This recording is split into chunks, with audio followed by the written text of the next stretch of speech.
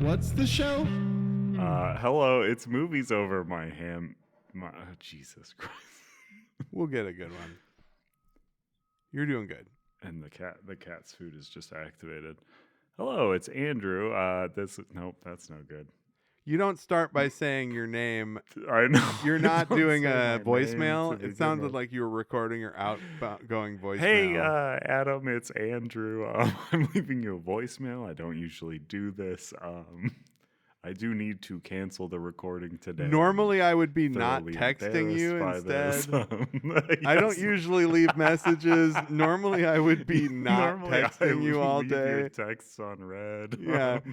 I know you might think that I have Andrew. I'm Adam now. I'm not doing you.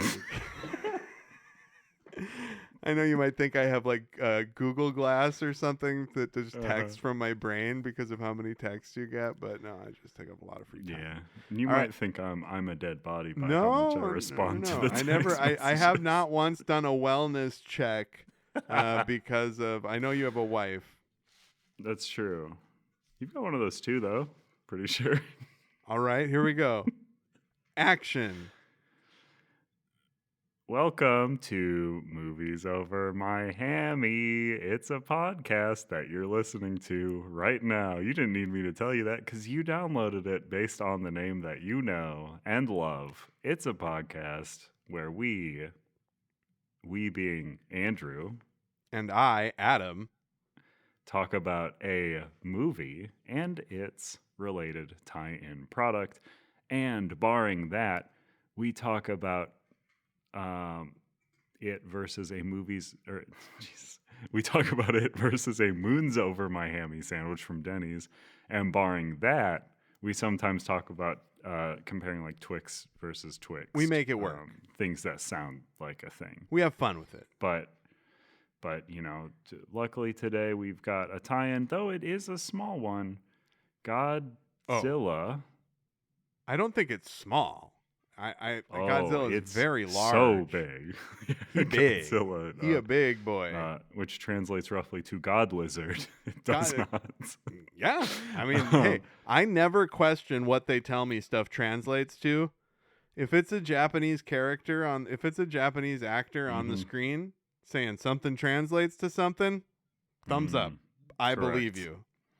So we're comparing the sour blue Razilla, which is the Godzilla C4 flavor, against 2016's Shin Godzilla.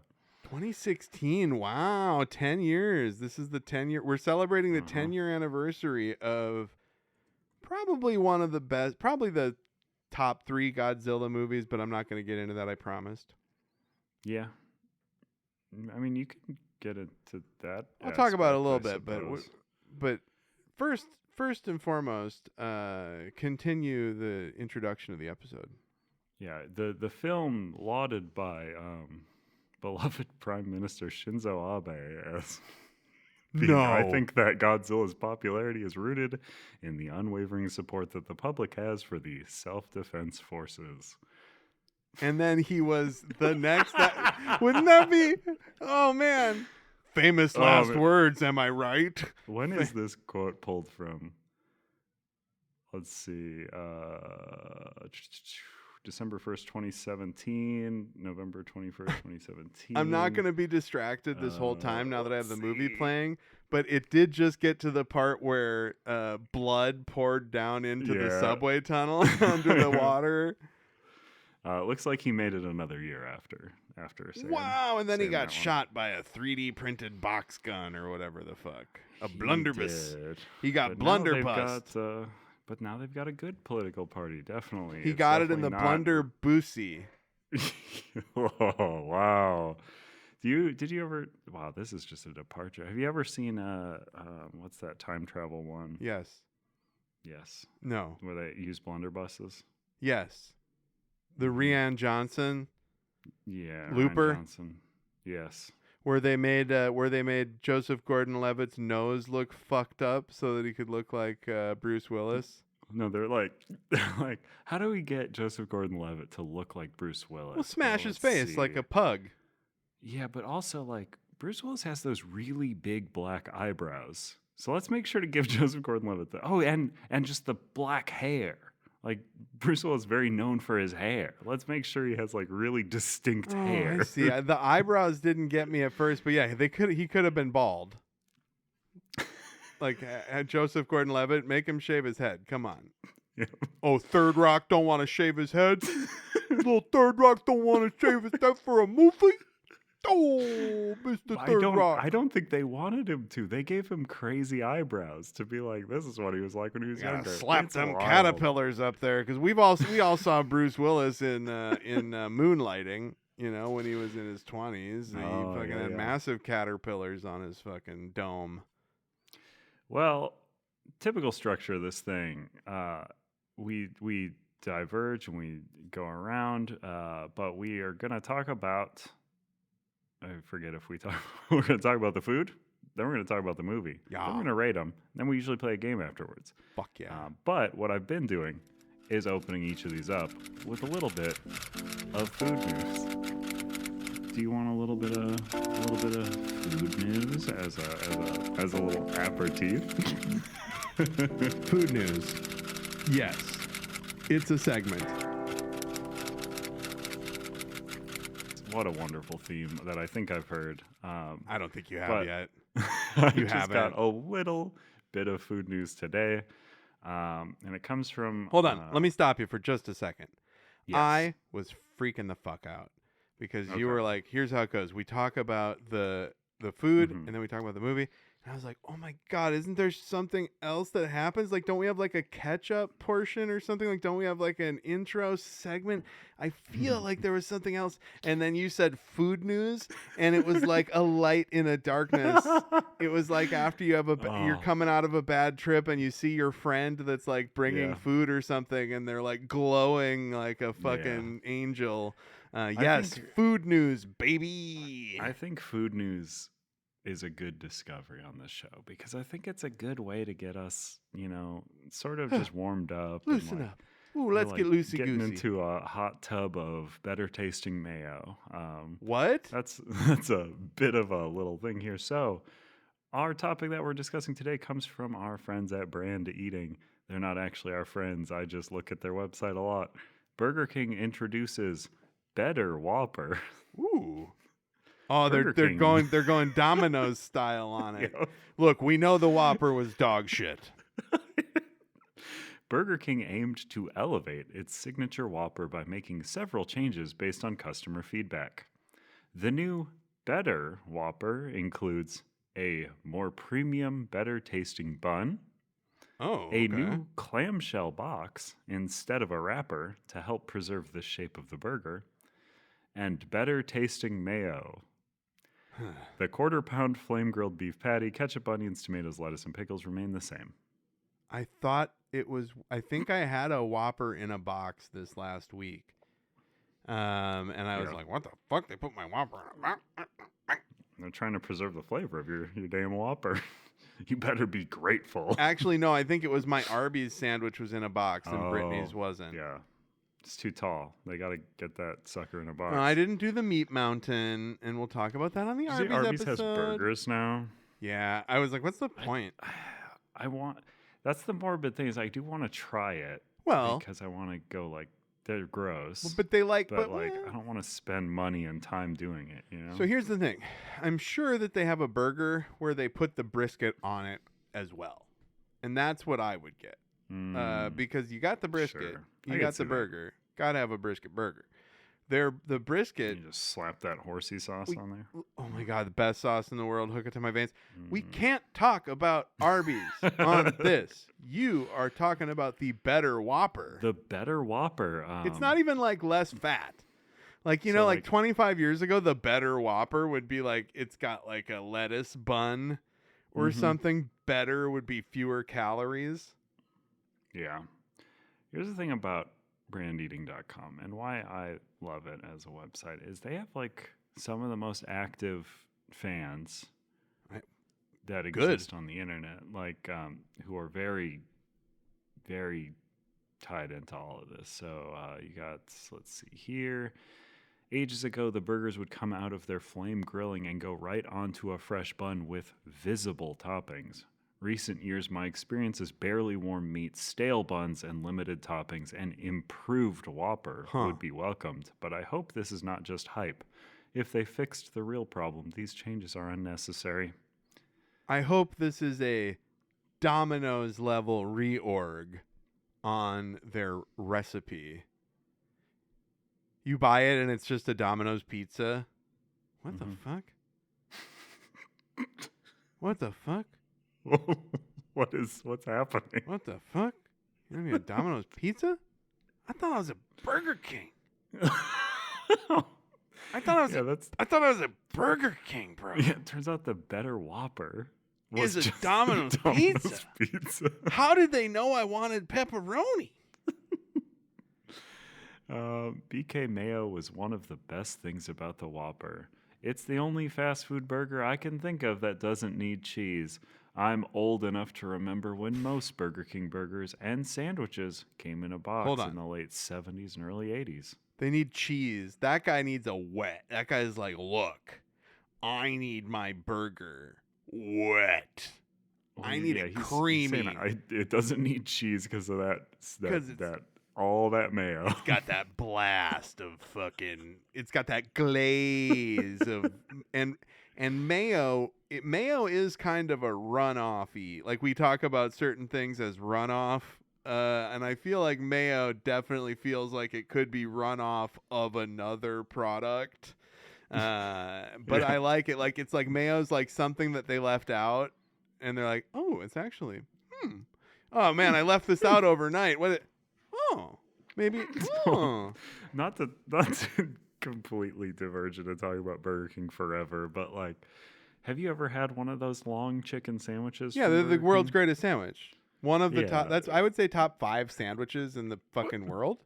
But those sandwiches are like, probably like 60% bun, like 20% meat and 20% mayo. And like, one wet lettuce. Mayo. One wet lettuce. One wet, like they were like, look, the mayo's not enough. This sandwich isn't wet enough. We can't do cheese because that's too expensive. What's a way that we could add more wet? Yeah. And one of the best sandwiches. Sometimes you get them because we had a Burger King on campus, and you could do meal exchange where you would exchange your fucking campus lunch or whatever for the Burger King, and chicken sandwich was one of the meal exchange items, and they would be so fucking oily and hot sometimes. Like when you get them right away, holy shit, that's what I associate with those chicken sandwiches is. Hot. And also I didn't eat mayonnaise on sandwiches. I hated mayo until that and the McChicken. So like I can point to and the fact that I've been able to lose weight in the last couple of years is a fucking miracle. Because like like I still eat mayo on eating stuff. Those sandwiches. I just don't eat them anymore. Like but if I did, I would have a lot of mayo on it. Like I fucking love that chicken sandwich, but they would be like melt your flesh to your fucking roof of your mouth hot sometimes. And in the Burger King app, if you ever want to feel like a little piggy, they do a buy one get one free in the Burger King app. You've done it. Well, that's the thing. Those sandwiches forever have always been a 2 for deal. Like it's a 2 for blank amount. Like, but when you get one, they must cost nothing. But when you get one, it's the same cost as a premium sandwich. That's what's so strange. And I don't want all the calories from 2. I know they're huge. My experience with those that like you take one bite and it's like the sandwich has like blown a load into like the wrapper because it's just like so much mayo comes out. I have eaten. I've added bacon before. I've gotten decadent with it. And it doesn't work. The bacon just pulls off in one piece, and then you get boiling hot mayo grease on your chin, and then you got to go to the Kaiser Permanente emergency room. And this did not happen to me last week. Well, that's the thing. When you squirt a bunch of mayo out of the sandwich, you have to sit there and go like, am I gonna... There's already a shitload more in here. Am I about to dip this sandwich in the... Yeah, that's what you do. You either dip the sandwich in the mayo, you lick the wrapper, you pick it... There's 3 types of people in this world. 4 types of people in this world. There's not eat it, licks the wrapper, picks it off with your finger, dips it with the sandwich. Well, that's 4 Or people. I said 3 and then I changed it to 4. Okay. That will come out in the edit. The I edit thought will you said absolve 2 me. and then changed it into The 3, editing will absolve me. But so for those 4 types of people, and then I guess the 5th would just be like when the mail comes out, you just blow your brains out. Me, I'm a dip. I'm a wiper. I wipe it with the sandwich. But we're all on the edge of the blow our brains out. Well, no, I mean content warning. By the way, you got to do lots of content warnings on the turtle episode. It's just constant animal death, like talking about, and then suicide. Yeah. Oh, geez. Okay. Yeah, this commenter finishes by saying what Burger King really needs to do is bring back those giant conveyor belt ovens that spit out flames and burger patties before they switch to the painted on grill marks. I'll tell you what Burger King needs to do. They need to give me a card that says free Burger King for life. That's what I want Burger King to focus on, is me never having to pay for an angry Whopper or an angry premium chicken sandwich. And bring back the fucking stacker sauce. Give me that fucking stacker sauce. You want like the like Burger King black card or whatever, like the Hey, no. what restaurant is it that gives out the card that just is free? I thought you were Subway. being racist. Okay, you're talking. No, I know. there's I a know. restaurant that You're talking gives about out like a card. the American Express, the black Amex, but for Yeah. Burger Or you get King. like one of those gold cards that the police get to give to like their family members that says like, You don't "Hey, get a I ticket. have a family member who's a police officer. You shouldn't arrest me for hitting that person." Don't kill me. Yeah, don't kill me, please. Don't kill me. And then there's a few people saying they do in fact grill the burgers because obviously this is a weird conspiracy in Burger King is that They don't paint the grill marks on. No, that's crazy. That would be so much more work than grilling a shitty piece of meat. Yeah. And This- I don't know when they had the conveyor belts. I remember it, but I think that might have been just something from the advertisements. Or do you I think remember? they still have them? They have them in the back. Yeah. And they just roll the. And that's the thing. I don't think they need to change those either. They literally just. It's a conveyor belt. Everyone acts like these are cost-cutting measures, but No. how much fucking cheaper can you get than a conveyor belt that cooks your food for you versus a person doing it? Like I don't. Well, I don't even Maybe I'm understand crazy, the difference. Like the only difference is the person stands at the end of a conveyor belt rather than they stand at a grill. I guess it grills both sides. You don't have to flip it. Yeah. No you flip. Also have a specific set amount of time that it comes through, and then they just catch it at the end, and you can. Or can you grill could just multiple put your burgers at a mouth time, under right? the conveyor belt. You could just open your mouth real wide and the Ooh. burger just falls in there. Ooh, what I I'm would sure do. That's what Wimpy would do. Yeah. So Wimpy, as he'd it- ooh. gladly do that. We got to think of a tie-in with the Altman Popeye. That's not spinach. Oh man, I will not eat canned There is spinach. a Popeye brand spinach. No. There's that- probably a Popeye That brand. movie is quite bad. So Well, one person. I don't know. We'll get into one- that future. in I don't the think that Popeyes episode. I don't think that Robert Altman's Popeye is bad. You just throw that out like anyway, Robert Altman's It's- Popeye stinks. Back to it's food quite a news. bad Whoa, movie. whoa. It is- No. It's not good. It's very objectively boring. I think it's objectively misunderstood, if anything. Sure. All right, I brandeating.com, crazy commenters. Well, I also love that you are like, we need to figure out some food Popeyes. to think about to compare Popeyes. to Popeyes. Popeyes. Somebody who comes to the defense of Burger King here, I find the same thing. Sometimes when I drive by Burger King, it smells just like they're actually grilling the burgers. You can see smoke, steam, something white coming out of the roof, and it smells really good. Hold on. I don't know, man. I love this. I like our podcast. I never would have known. I never would have known that there was a guy that was just like, no, I mean, I think they really grill it. That guy is a cartoon dog, like that smells the smell. He was like, no, I lifted off the ground. I floated towards the smell. I kind of got a sleepy eye. I kind of started to look like I was falling asleep, pursuing the smell as I floated through the air. I think they actually grill it. I don't think they're painted on. Yeah. Again, it would be so stupid to paint them on. Think of how expensive paint is. I know. Also, like, and we'll get into it. Lead? You get into so much like FDA stuff with that. I mean, granted, probably not anymore, but yeah, the FDA wouldn't let you paint a burger with lead paint. Here's people on Reddit generally say this is somewhat improved to very improved. I don't think I've seen anyone who said it's no improvement. I haven't had a Whopper in years. This is also the same person who's talking about the smoke smelling yummy. I haven't had a Whopper in years, but this does make me more open to trying it again. I'm a mayo person, so even just the improved mayo makes me interested. I bet you are a fucking mayo person. Like, oh my God. You know, that sounds like a slur for whites, dude. Like, that sounds like a slur for my exact type of white person that I am. Like, oh yeah, no, a mayo person? Absolutely. Which is why it was strange that I didn't eat mayonnaise for as long as I did, because it was in my blood.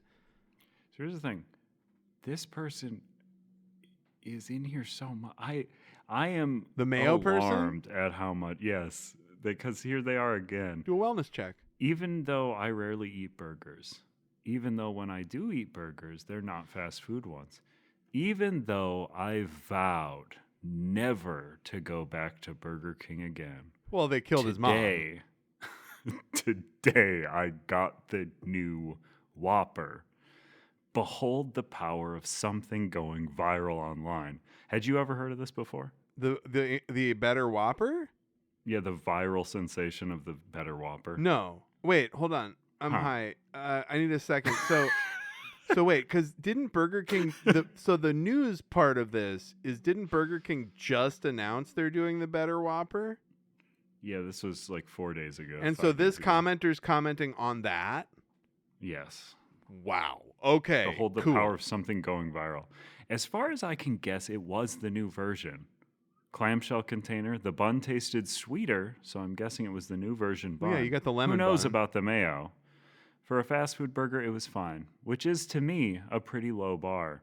I'm kind of annoyed at all the people on Reddit who cried, "This is the best burger I've had in my life." Wow. Side note, my local Burger King doesn't offer the hot from the grill / broiler option. I even Googled to see where in the app it was supposed to be, and it wasn't there at all. Yeah, it's in customize. Yeah. You know what? That person, though, they might need to update their app.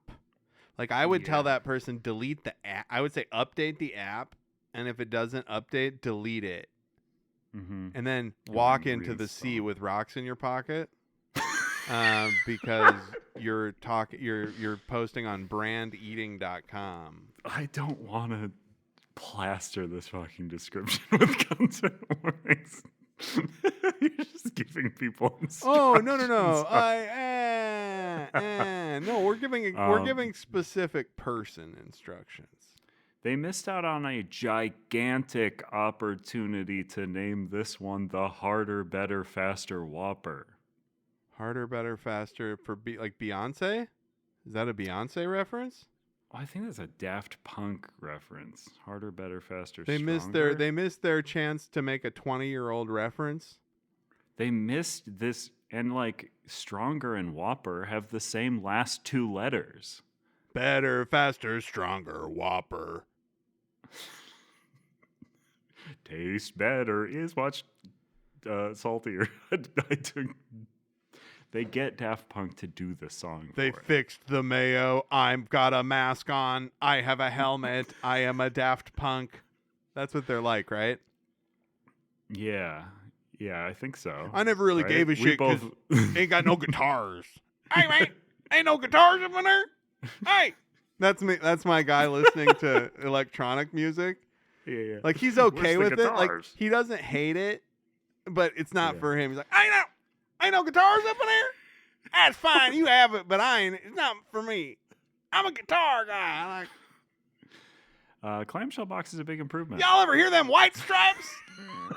My kind of band. Ain't much drum in there. Ain't much drum? Isn't that one of two Ain't much drum instruments in there. in the White Stripes? That's why I like it. More guitar and less drum. No bass. More guitar, less. Oh, I hate the bass. That's why I love the Stripes. If the mayo is indeed richer and closer to normal mayo than the light mayo alternative common to fast food, big improvement. The light mayo alternative common to fast food. Listen, motherfucker, I don't know where you've been getting your fast food, but they are not by default using the light mayo that probably requires additional fucking cost because you have to have the step of going, is it light mayo or is it full fat? Mm-hmm. Oh, also, this person I had assumed based on clamshell box is a big improvement. I had assumed they had eaten it. But now I'm realizing they didn't because it said bun could go either way until trying it. Oh, I thought you decided said that not to improve the wet, wilty crapberg shreds they've always used on this flagship burger, I see. For lettuce on the big boy burger, do it decent or don't do it at all. Lettuce on the big boy burger. You can't. This big boy wants good lettuce. You, sir. I want good lettuce. You have to pay double taxes, sir. Normally I'm against taxes, but you need to pay double taxes because I read that. I'm not going to derail this segment, but as you know, the audience won't, but I'm playing the movie that we're talking about later on the screen while we talk to kind of time box us, and it got to the point where Godzilla has no front arms, and he's like pushing himself up a building, and he looks all fucking crazy. I love his dumb little fins. And those he's eyes, barfing blood out of his gills. Yeah, oh, dude, I love his big eyes. Yeah, you don't have to put googly eyes on it like to make it a meme. They did it already. Anyway, food news. Well, that's a good place to wrap. I have a tiny bit of food news that we shouldn't talk about much because we might cover it in a future episode. But Kura Sushi USA and Jujutsu Kaisen reunite to ignite thrills with Bakura Pon dining experience. Whoa, I understand a third of those words. We have spicy Tantan Men inspired by Yuji Itadori's Black Flash. Whoa, I could get Black Flash sushi. Yeah, and we have dark tonkatsu ramen inspired by Ryomen Sukuna's Malevolent Shrine. Whoa, after I order it, do you think the sushi chef would just slit my throat so I don't have to go home afterwards? Yeah. We have exclusive Kura Sushi Rewards offer. Kura Sushi Rewards members will receive a collaborative Jujutsu Kaisen X Kura Sushi face towel with their $85 minimum in-store restaurant order. Hold on, Kura Sushi, is this the conveyor belt sushi? Yes. I have one. There's one at the Riverside Mall, dude. There's one at the Mall of America. I got a Pokemon tie-in there once. Ooh. Yeah, it says you get a capsule prize after consuming sushi plates 15. Oh, wow. We talked about that. We talked about then every 15 plates thereafter. Oh no, I remember because we did 30. I think it was 10 for the Pokemon thing, and we got 2 of them. But I think we talked about this before, either this or the other podcast, but I want a plate that's on a string, or I want to do it so you can trick the thing into not knowing you got plates. Basically, I just want to eat the conveyor belt without paying per plate. That's smart. That's the dream. Smart. You just throw the plates away. Oh yeah, put them in your purse. You just hide them. Oh, and also, I forget, one tiny, we shouldn't talk about it long, last bit of food news as we wrap up. Miller's Ale House launches new skillet queso dunks. This one is a burger that is cut in half, and the two halves of the burger are put upside down into a skillet of hot cheese. And it's back from outer space. What restaurant is this? Miller's Ale House. Oh, well, yeah. So they're all just doing the OM cheese. They're on that OM cheese. The number one sports bar in America. Of course. Well, good. I'm glad that there's that we have sushi that we could go get at some point for the pod. Yeah. So we have agreed here to talk about, of course, the C4 Ultimate Energy. One moment. Yeah. Is that how you see this? You're like, we have agreed. We've talked about it. We came to the field of battle. We came to the consensus. Andrew and I, we were going to fist fight today, and instead we agreed. We would talk about an energy drink. We found decorum and decided to talk about this energy drink.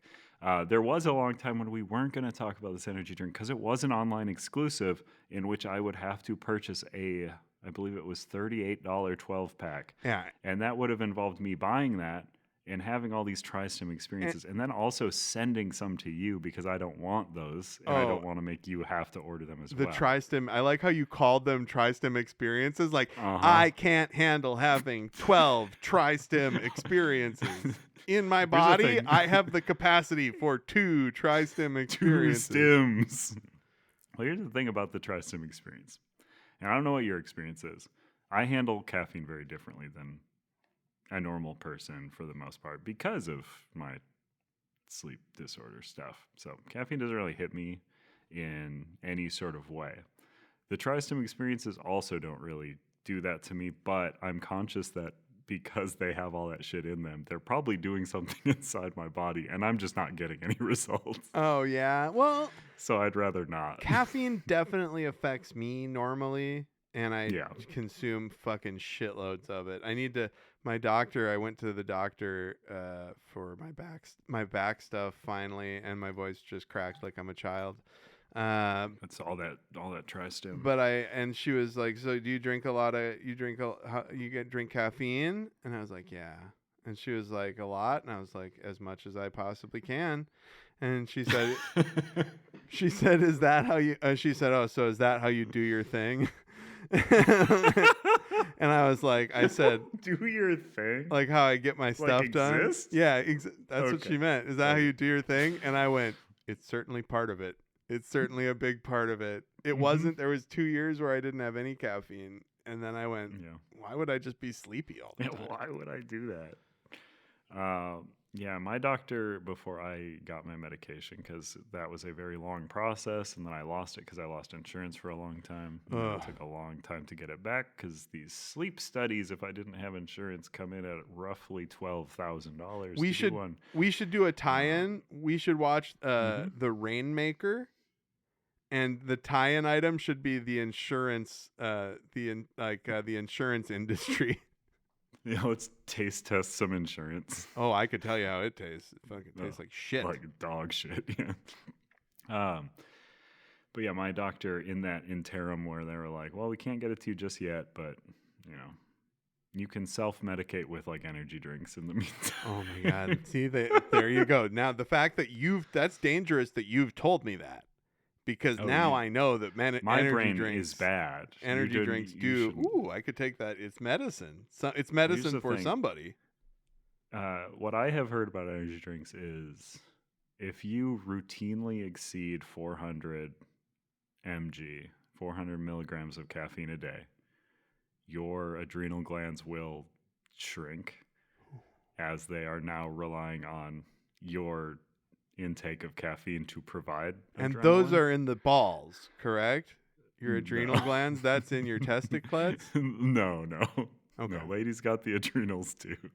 That is what gives you Well, adrenaline. I didn't say they weren't in their ovaries. I didn't say ovaries don't also have adrenal glands. Jesus Christ. You're just saying ovaries are testicles. Is this not a science podcast? I thought this was a fucking come on, man. Now you scared me because I do definitely get right on the edge of, well, I mean, if you ever drink 2 energy drinks in a day, that's more than 400. Depending on which ones you're having. Well, I think that Celsius would be like the only one where 2 would clock in less because isn't like the C4, the yellow C4 are 200. Those are 200. Yeah. Oh man, my adrenal gland got who would intake 600 a day always. No. That's too much. My adrenal gland got sore when we were talking about it, I think. Not in the balls. Yeah. I know that's not where it is, but adrenals. My adrenal. If you can't see, if you're not watching the video, I'm rubbing my balls because that's where Adam thinks the adrenals are. You just teased it that you people are like, wait, do they have did video? just tease it. They're like, do they have video? If you're just Yeah. listening to this, well, that's how we should do it. We should always mention every once in a while, just say, look, if you're Yeah. not watching the video, what the If you're fuck? not watching the video version that we upload in a secret private base on the YouTube. So Nutrabolt, the company behind C4 Energy, is teaming up with Godzilla for a monster-sized collaboration launching on Godzilla Day. The new C4 Ultimate Energy X Godzilla flavor Sour Blue Razilla delivers a burst of blue raspberry with 300 milligrams of caffeine, zero sugar, and the brand's tri-stim experience blend for sustained energy and focus. That's the big one. There's two kinds for people who don't drink energy drinks, and I only got into energy drinks again because of the guys episode about energy drink guys. It made me like interested in this stuff, and now I'm in hell. I think I also, when I came out to LA and we were talking about this show, I was drinking an energy drink, and you're like, "Huh, you drink those?" And it was like right around the time that episode. Yeah, and you got me into that podcast. So basically, you've ruined my life in so many ways. Yeah, You're the you reason could I have to directly edit blame this me. show for 2.5 hours a week. I'm the reason for your shrunken, desiccated adrenal glands. Desiccated adrenal gland. That's a great band name. Ooh. Yeah, so because for people who aren't poisoned in the brain like us, the C4, they got two kinds. They got the C4 yellow can that's like a pre-workout drink, they say, and then they've got the C4 with the tri-stim experience. And the yellow cans have 200 milligrams of caffeine, and apparently the third stim is just another 100 milligrams of caffeine because there's 300 milligrams in the tri-stim ones, like the blue Raz. Yeah, I didn't pull it up because we have covered the tri-stim experience in some form. We've talked about it, and energy corner before. And it's like the one thing is the tri-stim ones taste like medicine and are disgusting, and the green ones taste like, or the yellow ones taste like candy and are delicious. Those are kind of the two differences. The tri-stim brings in caffeine, teacrine, and dynamine. That we've talked about it because I remember being like, "I'm dynamine." Yeah, it was very funny. Hello, I am dynamine. I will fuck your brain. It is very funny to me because teacrine, clinically studied ingredient designed to amplify the effects of caffeine. Dynamine, clinically studied with caffeine and teacrine for longer lasting energy. So they each just amplify what the last thing is. And they know what they're doing. Because the people who really get into this shit, they see it like the stack. They're like, what do I put on my stack? And that's from Magic the Gathering as well. That's what I was going to say. That's where they got it. Like, Those dorks that are like, my workout stack. Where do I sequence this? C4 also has the one that I drink the most is the C4 Smart Energies, which are like 200, and they don't have the pre-workout blend in them. So it's like, what's the point? Pre-workout blend. That's why I do They got the caffeine. They don't got the. They've got caffeine, cognizine, N-acetyltyrosine. Let me guess. Cognizine. And key nutrients. Cognizine has been tested with caffeine, and the third one has been tested with caffeine, and the second one. Well, here you go. Cognizine. Clinically studied ingredient that supports mental focus, attention, and recall. Ooh, mental fortitude. And N-acetyltyrosine, soluble form of L-tyrosine that supports noradrenaline and dopamine, in turn supporting mental health during stressful activities. Energy! Huh. These are the things that are getting me through life.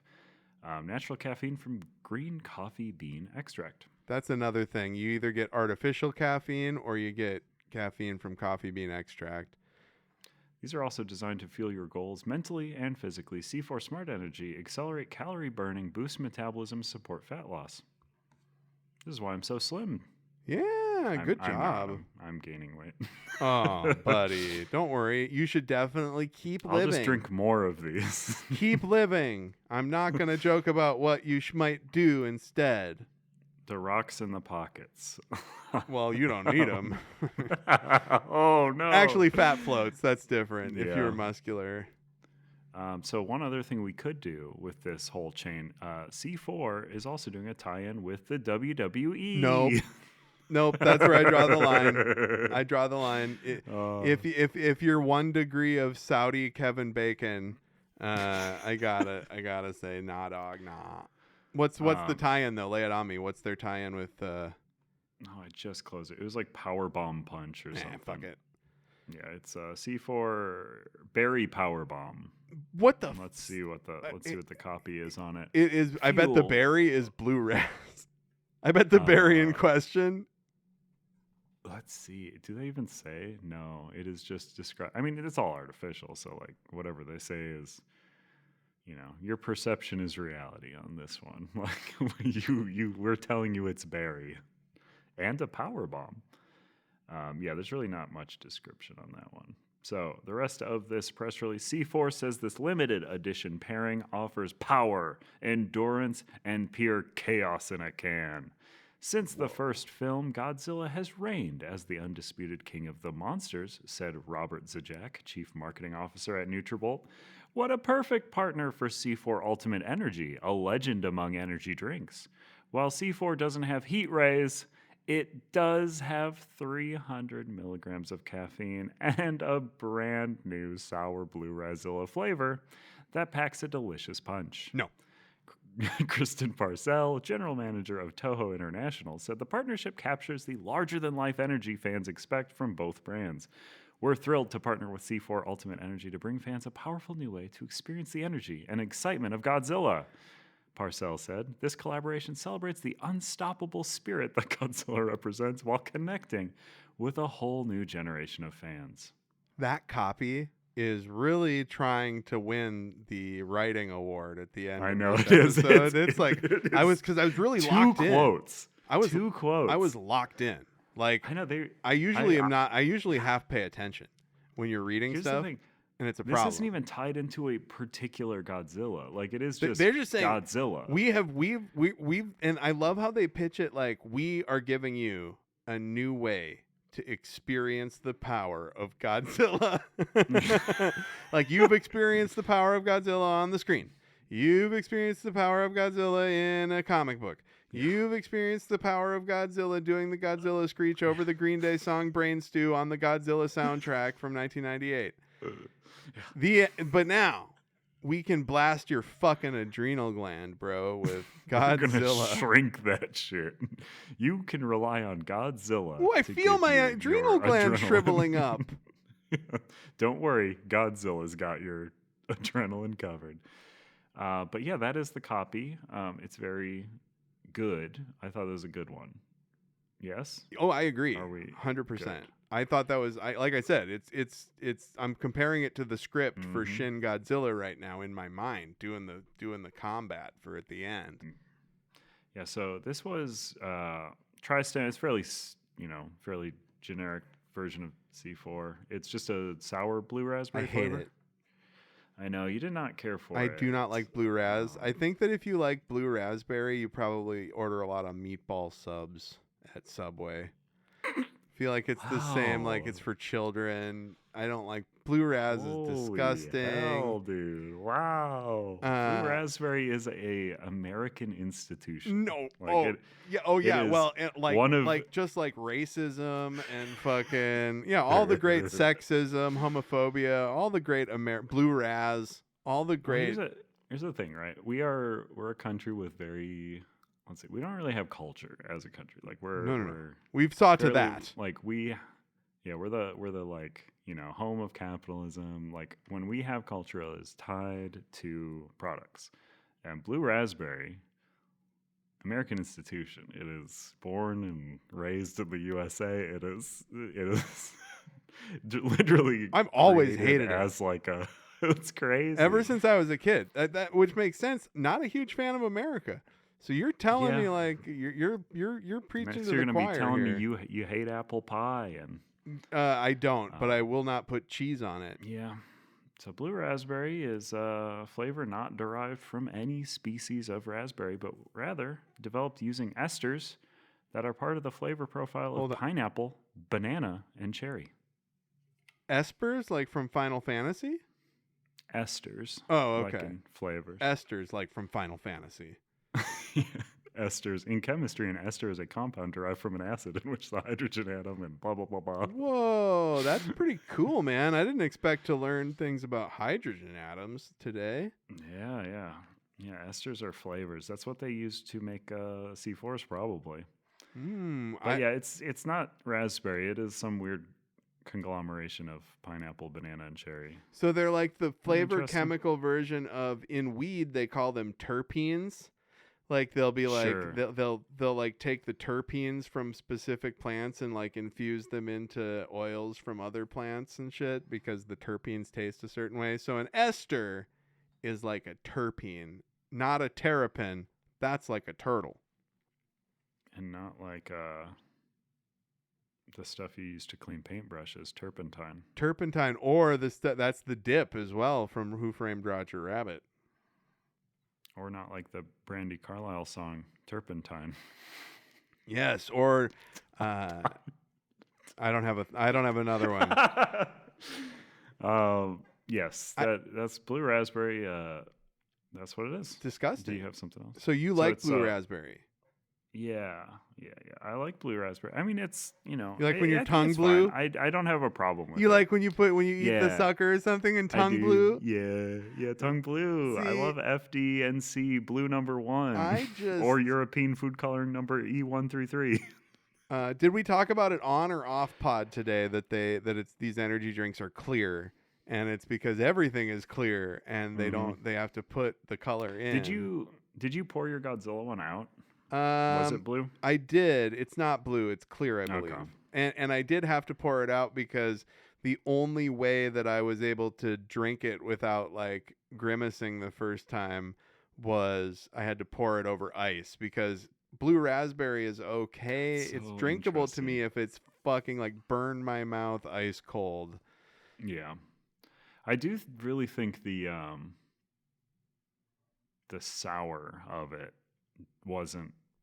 didn't help it for me. Like I thought the sour aspect of it was, and I love sour not stuff, great. But no, it's not. In general, I'm not a big sour drink guy. Like I don't like I want my sour on solids, not drinks. Maybe I would have default agreed with you until I had that Jolly Rancher C4. But since I had that, now I'm just like, is that a sour one? that too. The sour apple Jolly Rancher green. Oh, yes, that one's fine. It's fucking. It's ambrosia. It's ambrosia. I'm just thinking of like pitch black Mountain Dew, which is like sour grape or whatever. That was the Vin Diesel pitch black Mountain Dew. But essentially, blue raspberry came about right around the time when the FDA said no to red dye number 2. Red dye number 2 for many years had been, or amaranth is what it's called. Ooh, that's also amaranth. That's a crafting ingredient in Legend of Zelda: Breath of the Wild. You have to collect amaranth. Yeah. Or no, it's because it is based on a thing. Yep. Right? In Elden Ring, it's amaranth. In Zelda, it's armoranth because it increases. Because it gives armor. Yeah, amaranth grain, a plant distinguished by its red color and edible protein-rich seeds. Ooh, I like edibles. But the dye for years was speculated to be cancerous. And then they basically were like, nah, it's not cancerous, dude. We did studies, but the studies were all being done by the people making the dye. Okay. And then they eventually were like, nah, it makes tumors grow on rats. So, oh no. Let's have this exactly coincide with blue raspberry coming to the market. The only time that's okay to have tumors growing on rats is if the tumor is a human ear. Yeah, or if you're trying to make a tumor juice. They really lucked out, like a turmeric. They really lucked out with that rat when it tumor shaped like an ear. They were like, I needed an ear. Huh. That's cool. It doesn't have any of the like nerve workings that I need to attach it, Yeah, it but doesn't it's have like the right shape. it doesn't have the hammer and anvil. Did you know we have a hammer and anvil in there? Isn't that fucking I crazy? don't like to think about the stuff going on inside my ear because then I just think about the Uzumaki thing where she finds out that there's a spiral inside your ear and she tries to dig it out. Oh no, that's what I have my doctor look in my ears specifically to make sure that spiral wasn't in there. It wasn't.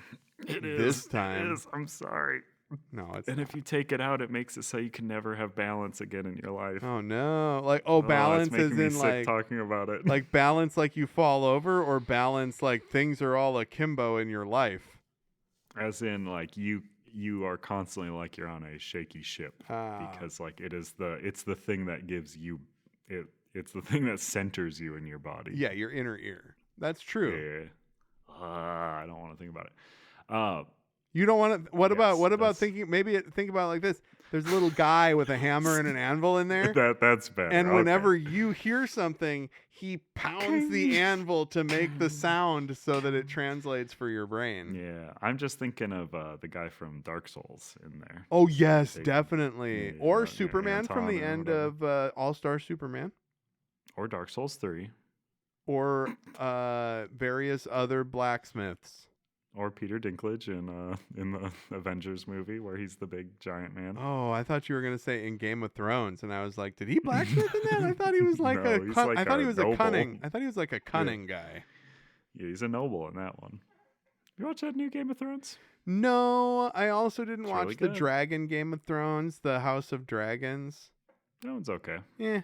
I mean, I didn't finish that one, but the other one's 6 episodes long, and it was very funny. We're gonna watch it. Dunkin' Egg. Mm-hmm. They should have done Yes. they should have done a fucking promotional tie-in with Dunkin'. Yeah, they should have. I mean, the show's way too gross to do anything with, probably. It's a very good show.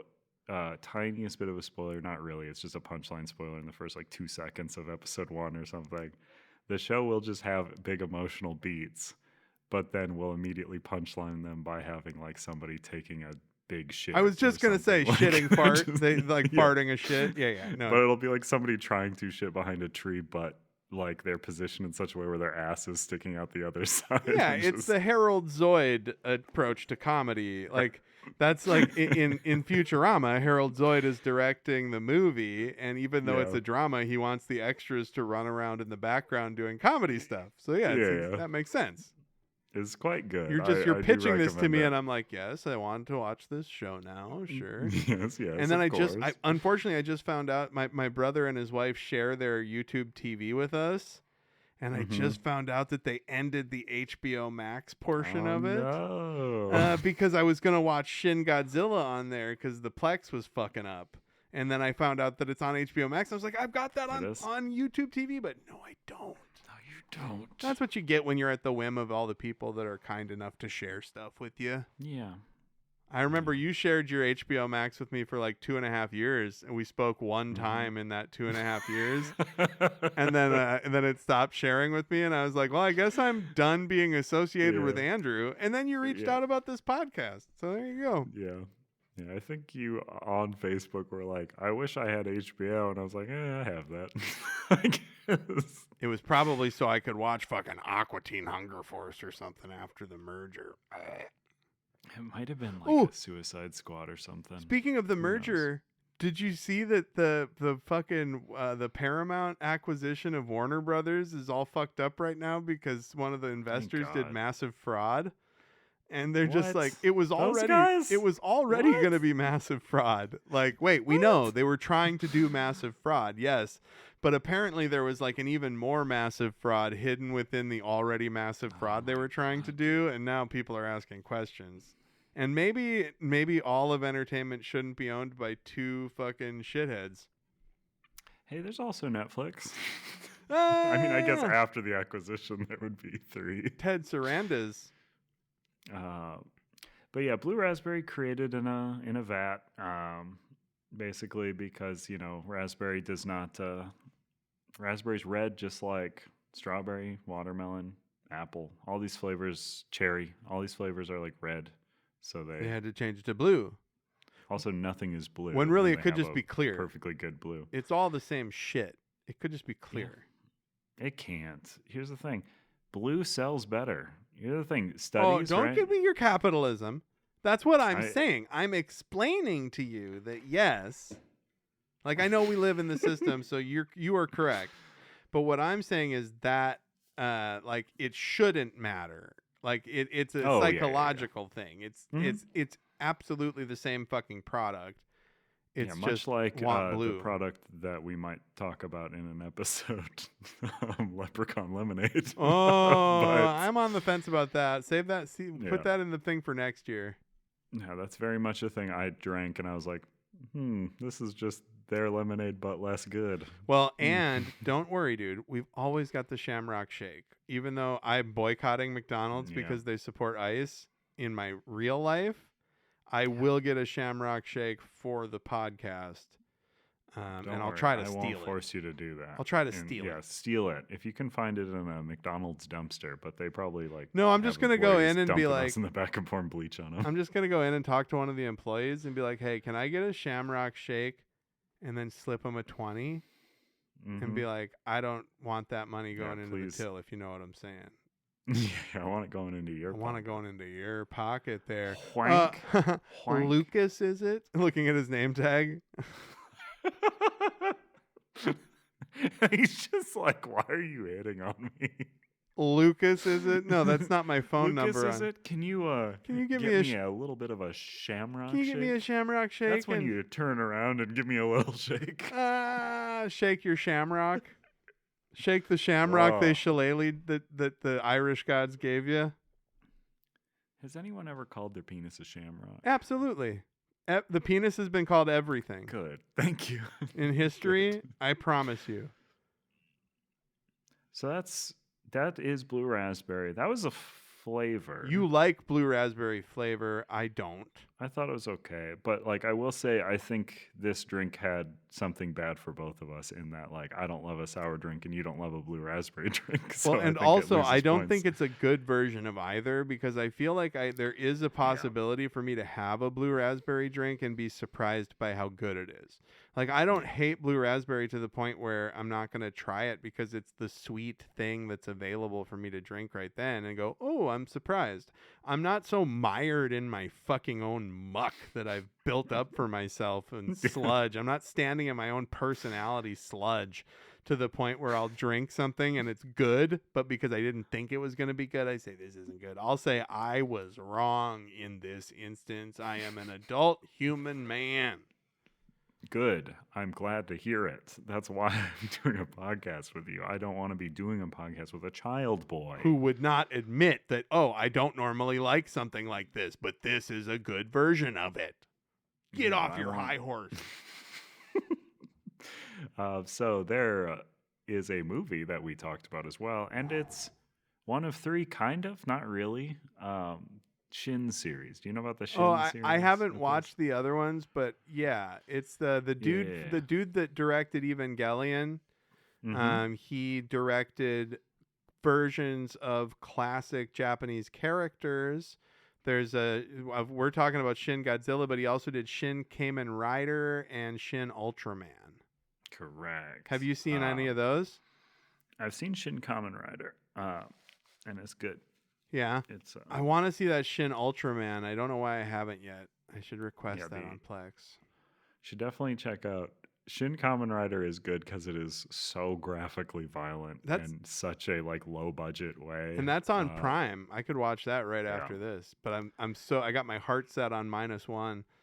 Yeah, you got to check it out. Yeah. Hideki Anno is the director of Evangelion. He's working with Shinji Higuchi, who also worked on Evangelion and did the visual effects for this movie. Which are but- really something else. I know, they're really good. And all of those movies are Shin things. So Shin Ultraman, Shin Kamen Rider, Shin Godzilla. The Shin in question is spelled in katakana instead of a kanji. Ooh. So why that is relevant is a kanji denotes a specific thing, right? It's like you have House. kanji for dog or house or whatever. Actually, probably don't have a kanji for dog. You probably have land pig or something. Wait, hold on. We can't derail the podcast. Like, so you said they probably don't have a kanji for dog. They have land pig as opposed to water they pig. Like to say, well, water pig is a dolphin. Oh, of course. Okay. Yep, that makes sense. Continue. Yeah. They like to combine two kanjis that, like, what do you think the kanji for, like, skin and meat together means?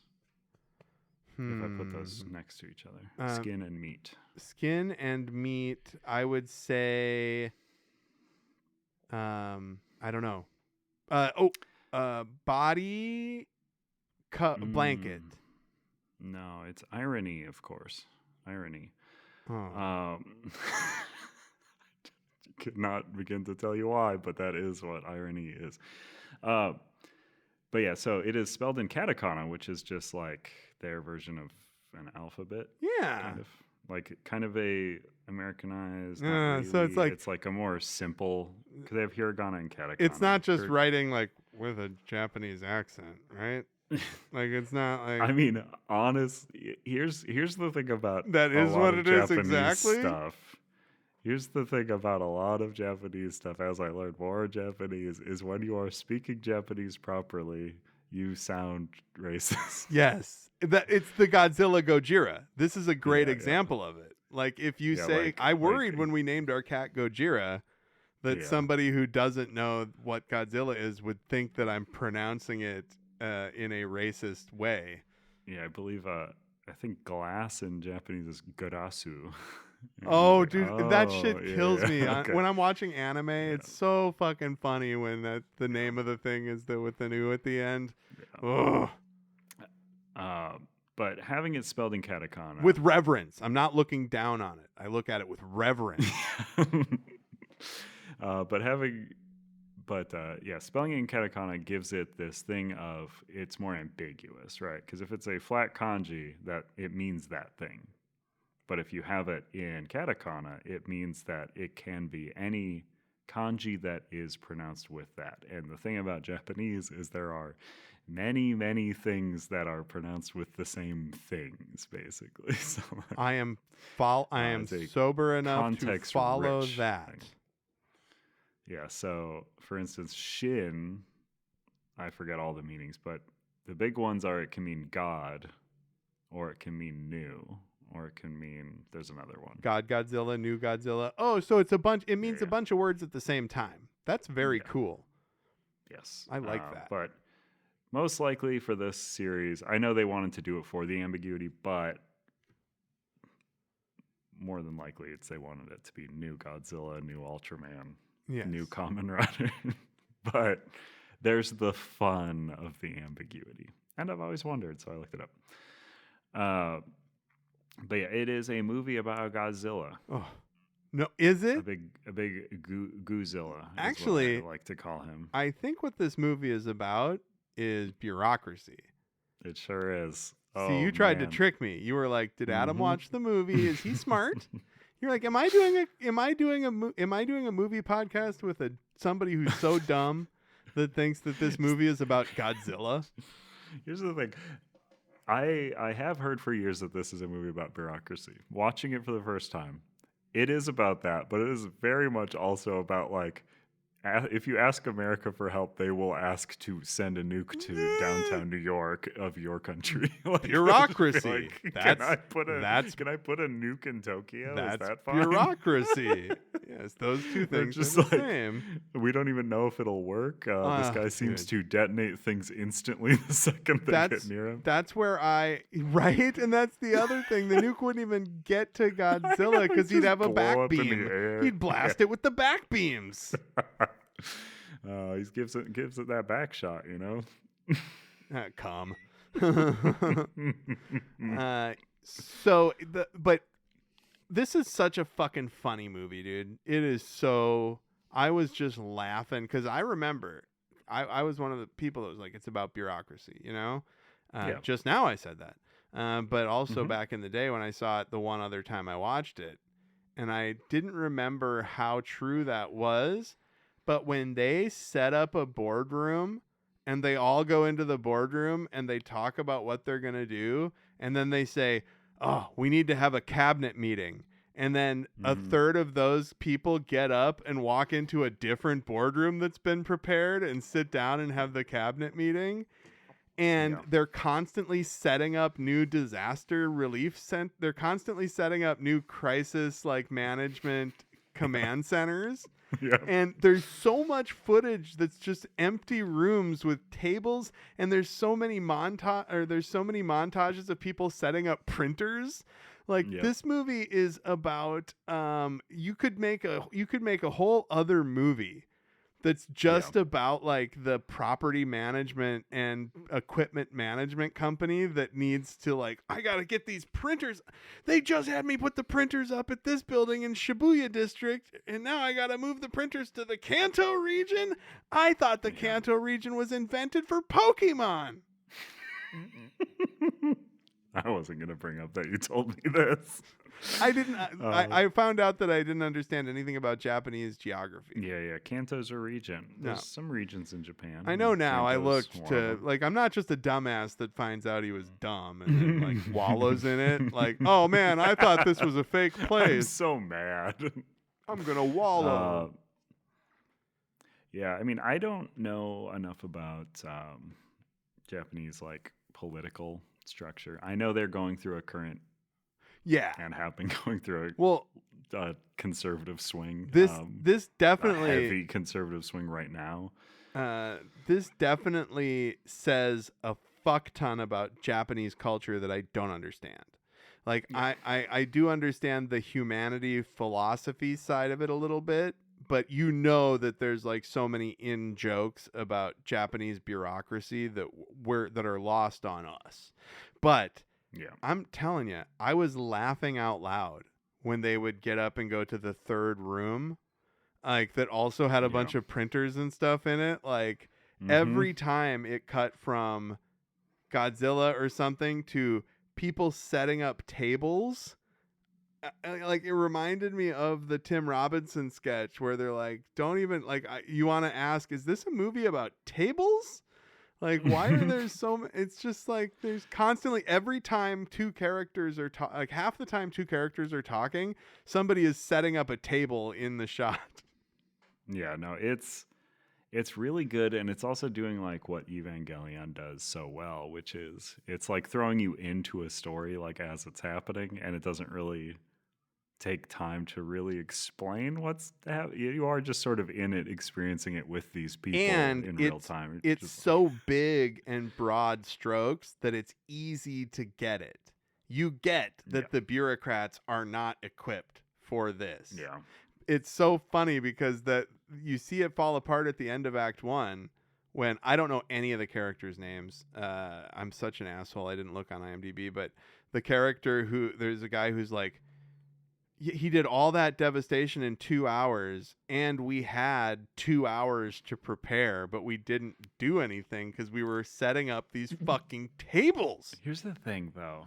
So, like, I did watch this movie, and I was like, yep, there definitely is a commentary on that. Sure.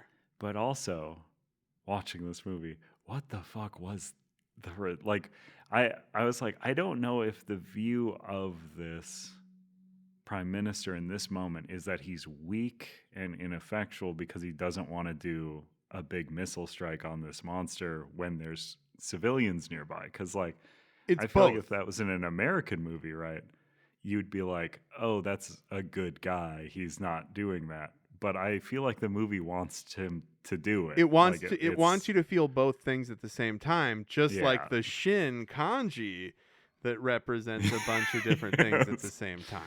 Because I thought that exact shit. I was like, wait. Yeah. Because it's actually, especially if you don't know, he did make the right decision because we know with the hindsight of the story that wouldn't have done anything. You know, you would have killed. And I do like the idea. It showed two people.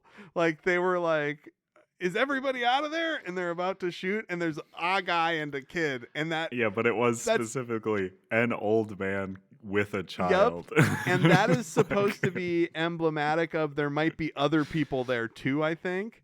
But it Yeah. really comes off as they stopped the strike because there was 2 people there next to Mhm.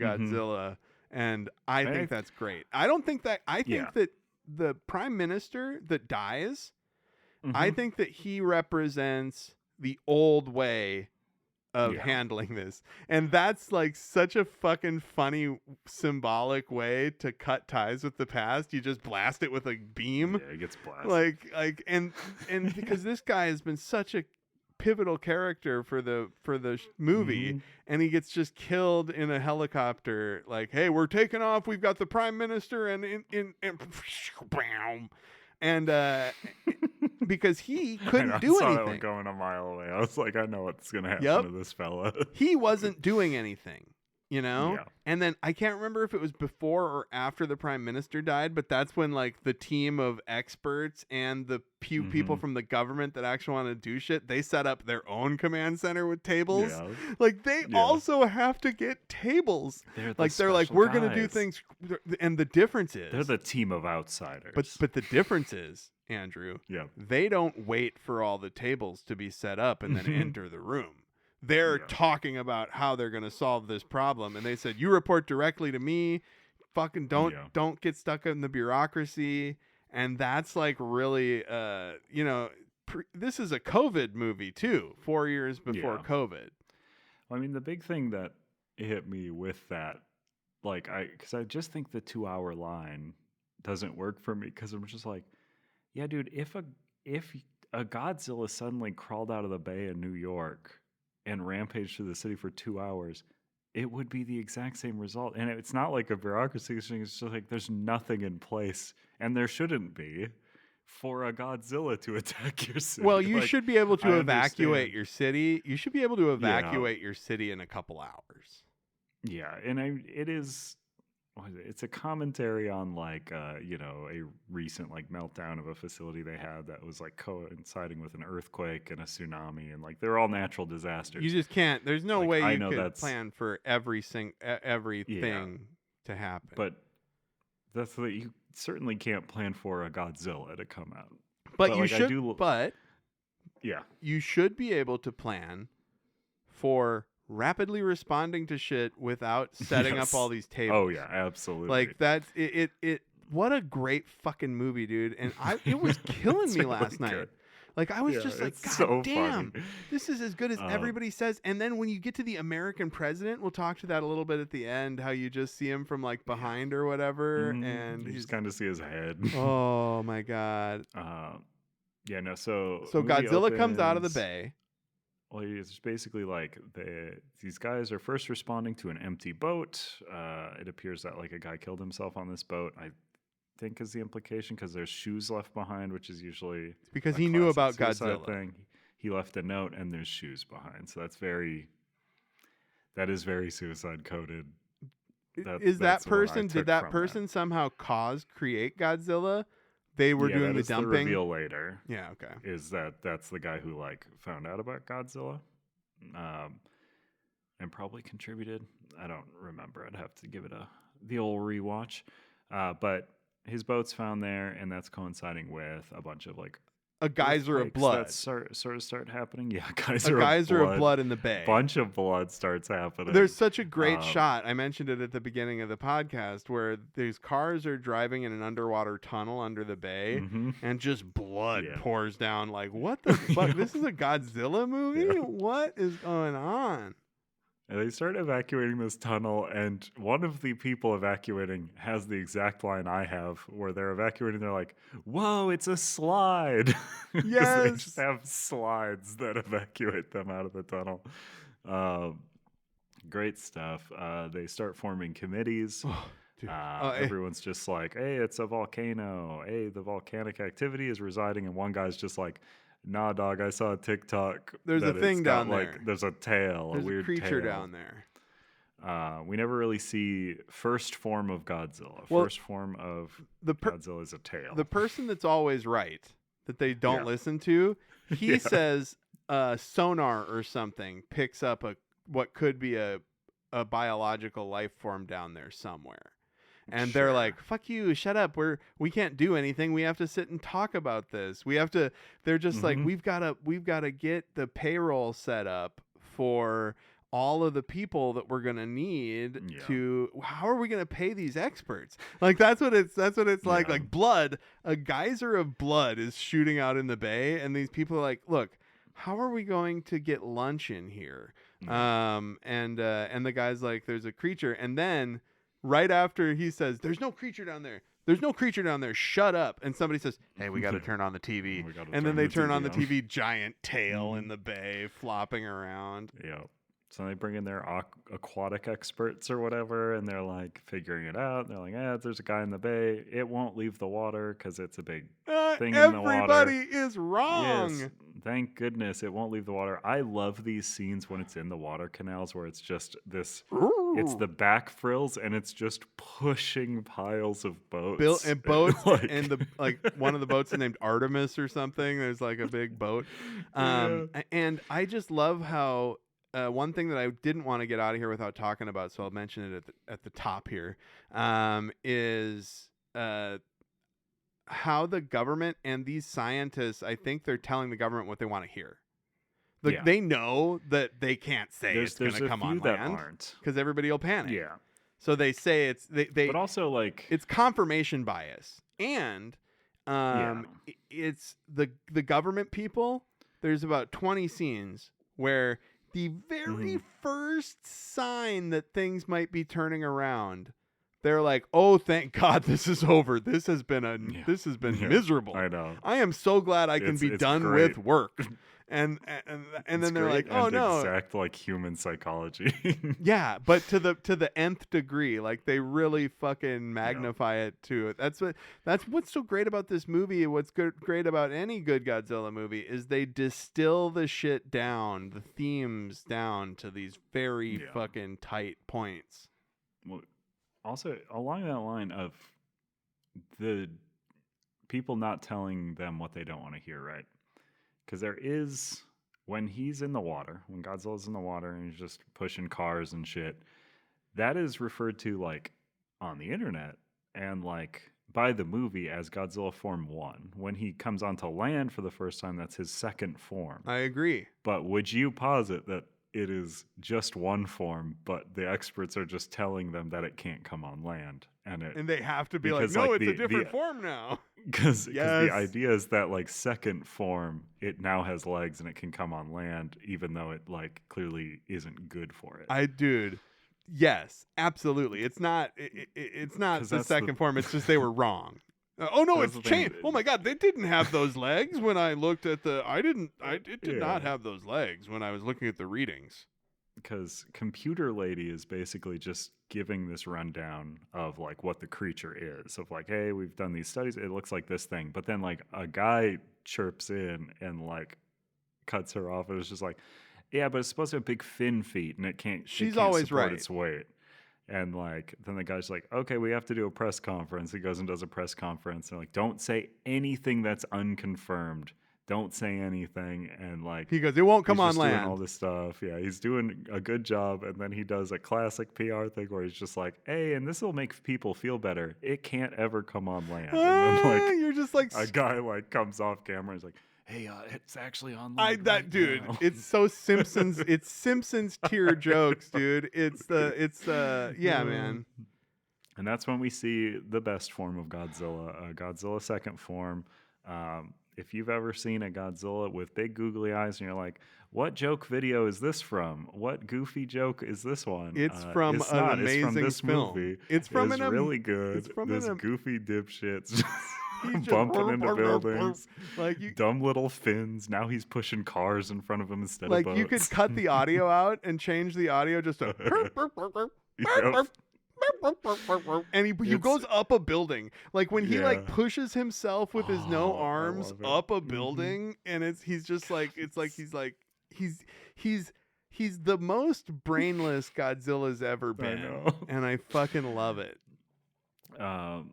He has these gross little sacks, gill sacks under his neck that are big and full, and they do clearly he doesn't like breathing air because every time he tries, just bunch of blood just comes blasts out of his blood gills. onto like the cars and stuff, like people running around He's getting so just doused in grotesque and radioactive cute. blood. But yeah, he is viewed as radioactive. And does he go through? I think he goes through an evolution like right there as well for like no particular reason. Yes. Yeah, he kind of just evolves, probably because he's barfing up blood. Well, He can't be on land. One person says they say evolved, but he's mutating. Like evolution happens over time, and no, they openly say in there that this Godzilla is the perfect specimen. It evolves individually rather than generationally. You are correct, and I was going to correct myself, but they do also refer to it as mutation. Yeah, I mean, evolution is mutation, but over generations, right? Yeah, so we're both right, and that's what's important. Mm-hmm. It's right that, otherwise we'd have to both be really embarrassed and stop the show. Otherwise, I'd have to walk into the ocean with rocks in my pocket while executing my sick cat. And also putting needles in my ears or something. Or putting a needle in my spine, me getting a spinal tap while I record.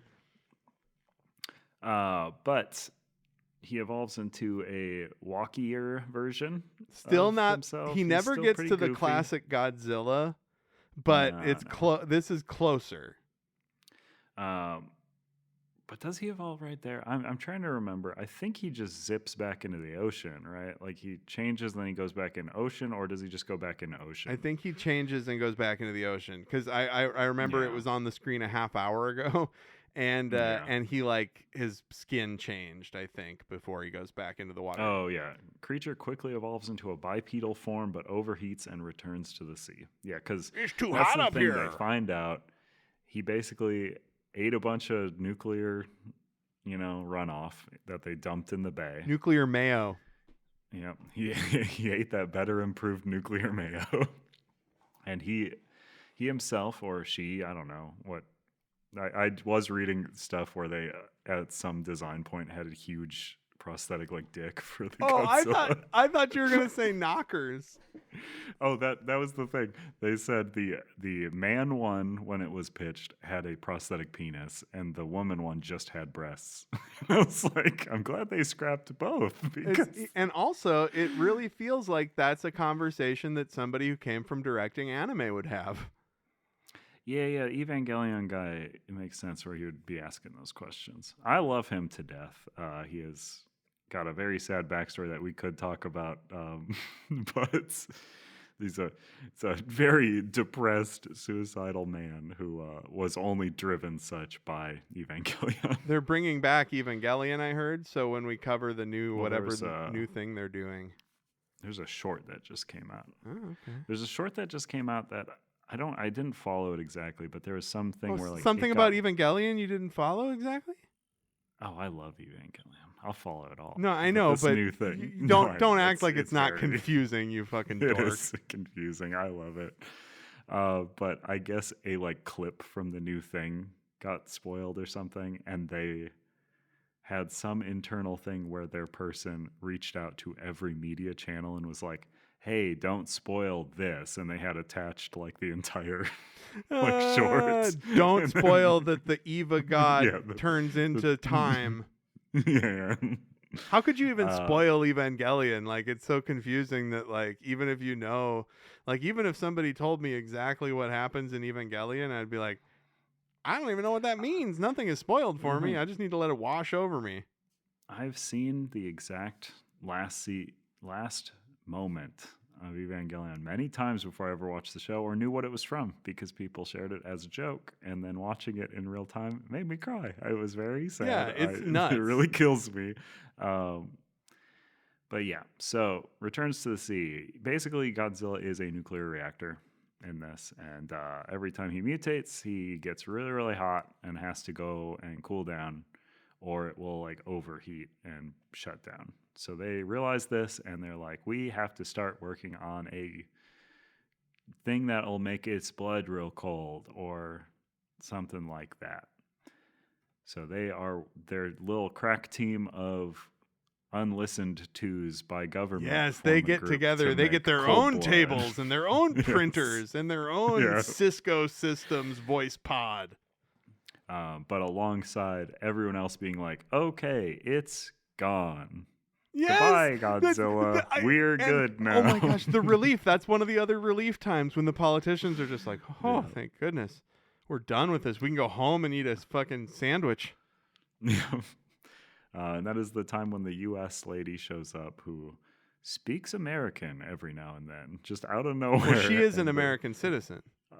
I know, but the English subtitles changed to Japanese subtitles, and she's just speaking English. I think that's it's important what lines are said in English. I feel like they have symbolic significance or something. Yeah, she's Kyoko Ann Patterson. What a name. So she's an American-born Japanese American woman. Yeah, and her big thing is because she could be president. She wants to be president. So I knew that she was born in the U.S. I know. That's what I was like. That is kind of the reveal of the thing, because like I was like, is she an immigrant? And then they do reveal that her ambition is to become president, and the guy she talks to most she's like, you should become prime minister so that we can be buds. But she reveals that how can she become the Japanese prime minister? A Japanese prime minister? No, she wants the guy she's talking. Oh, that's to right. Because she wants to get on that. She wants to climb. She wants to climb that bean pole, if you know what I mean. Get some beans out the end of that pole. She wants to get. Get some Yaguchi. She wants to get them milk beans. That guy's name is Rando Yaguchi. Rando? He's not even a specific Yaguchi. Wants to hook up with some rando. That's pretty fucking great. There's also a Shinji in here somewhere, and it's like, oh, there's a lot of Shinjis in here. Yeah. Also, it's called Shin Godzilla. Shinji much? Who reveals that Goromaki is the guy who was in the boat, and he is a disgraced anti-nuclear zoology professor. Yeah, the worst villain. Stuff. Basically, he just predicted the appearance of the creature. Something like this might happen. I'm gonna kill myself now. And then they, U.S. and Japanese circles disbelieved him, and the U.S. prevented him from disclosing his conclusions. No disclosure day for you. Yeah, and he left a big code in his boat. This big code. I don't know why he left it as a code. I don't know. Very strange, because these bureaucrats aren't going to be able to fucking figure that out. Yeah, because he left this giant sequence of DNA or something, like a giant sequence where they're just like, this guy's got 8 times more DNA than people's do, so we're going to have a hard time getting this one down. But he left this big sequence next to a piece of origami. At the end of the movie, they eventually are just like, hey, you got to origami this sequence. And they do it, and they're like, this is how his DNA works. We're going to have to change our ice blood thing. Mm-hmm. And then it's not really a huge breakthrough. They just kind of do it. They just figure it out. They're like, we've been working on this, and then we've solved it. And then Godzilla comes back. Fourth form. It's twice the original size and bigger than the Legendary Pictures Godzilla. That's why I think that is why they made him that. Is because that is featured on their wiki. Is just like, he's taller, making him the tallest Godzilla now. You could also just say that. I know. But he's huge now, and he's got teeny tiny little eyes. It's His funny eyes because shrunk so much. He's so tall, right? Yet they drop buildings on his head later. So and I know he's kind of slouched down at the time. He's slouched, but still, those are tall buildings. Yeah. But yeah, he's just attacking stuff. They try to fight back at him. Prime Minister's not a wimp no more. Now he's like, just fire all the missiles at this guy. We gotta get him. I'm sending in more trains.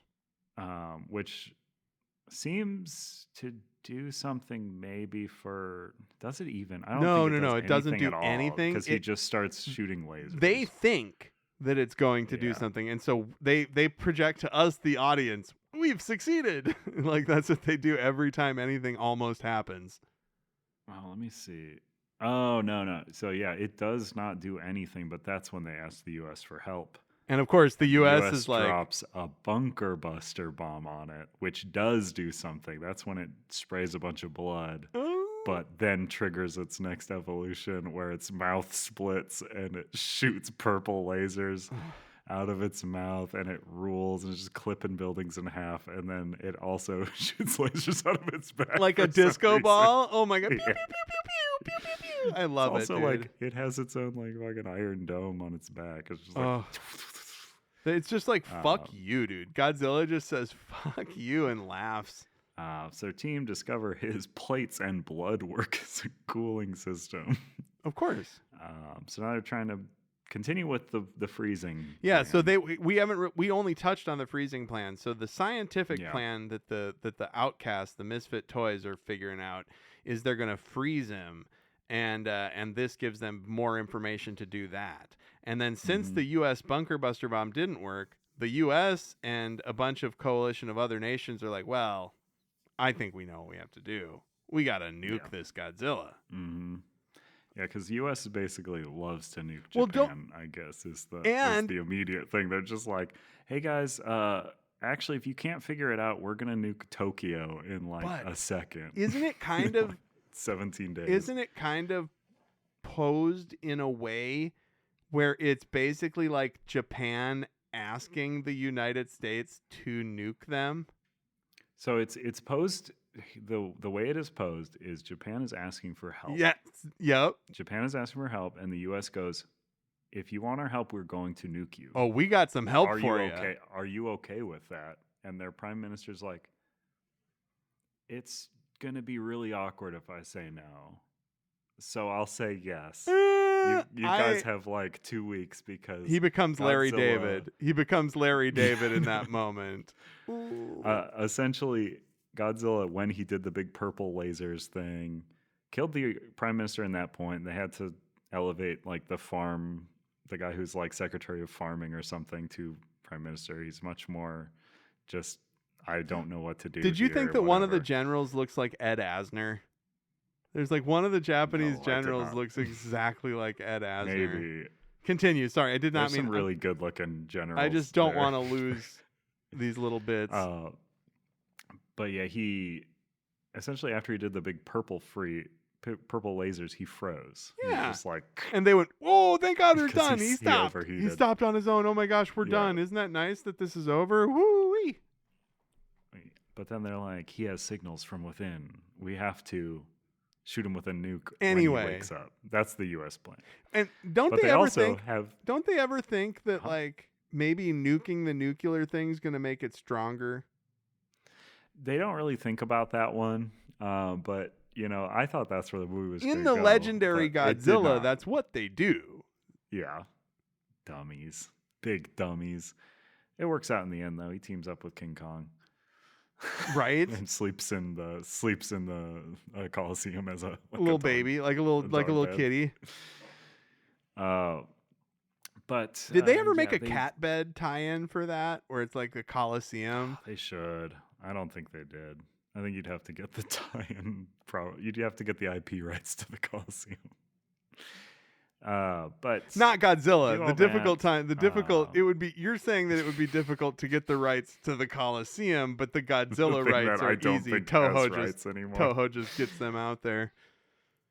But they also find out in this time when he's frozen that there's like globs of Godzilla around. That I think this is like a pretty fully dropped storyline, but there's still bits and pieces here and there where they're just like, Godzilla can reproduce asexually, and this is like what he's doing, and I'm just like, oh, this is going to become a thing, and it doesn't really. No, the goo doesn't turn into a Godzilla. There's a last shot in the movie kind of hints at something, but yeah, their plan is to freeze him before he wakes up, so that America won't drop nukes on them, because the lady from America is like, hey, they're gonna drop nukes, guy I like, and I can't let them drop nukes on the place that my grandmother lived, watched when they get dropped nuked and lived through. Yeah.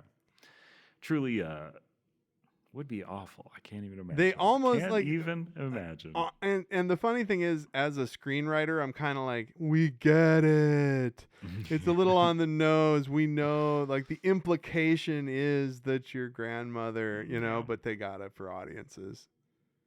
But also, like, that, as an American audience, I'm just like, that might feel a little poured on, but also, like, that's a big fucking deal for Japan. No, They're it's a like the only banger. country that's ever had a nuke dropped on No. them.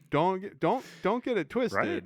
I think it's I fucked guess up we've and dropped crazy. nukes on ourselves. But like it from the like it's both. It's true in the context of the story, but it's also them telling you the subtext. Yeah. It can be viewed either way. And then this is a thing where they are like, we have this idea for coolant. We have to team up with France to like figure it out. And France is like, we can't trust the Japanese with our stuff. And they're just like, no, we should. Like, it's such a weird. The French people are cool. Thing. The French people end up being a good ally because they hold off the rest of the world for a certain amount of time. They're like, hey, don't do this yet. And this is also kind of a throwaway thing because they're making the coolant and they're like, we're good to go. And that's when they figure out the research origami thing and they make the research and they're just like, oh, his stuff's actually different. We have to change the goo. Oh, we're definitely going to nuke him now. You had your chance. You didn't figure it out. Time to nuke him. You had your chance. You didn't figure it out. But then they enact their deep freeze plan. And it's basically they just keep provoking Godzilla to distract it. So it unfreezes. They blast it with something and it unfreezes. Well, you realize that it subconsciously shoots lasers out of its back. Yes. So they want to just throw stuff at it. They send drones at it to just attack it. They want to drain its power. And it wakes up, and they're basically just sending. This fucking rule. They're sending trains full of bombs at its legs. Yes. So this is my other thing that I wrote in my notes that I didn't want to get out. So normally in a Godzilla movie, Godzilla destroys city. In this movie, city destroy Godzilla. They're using the city when he said send in the trains. Oh my god, dude!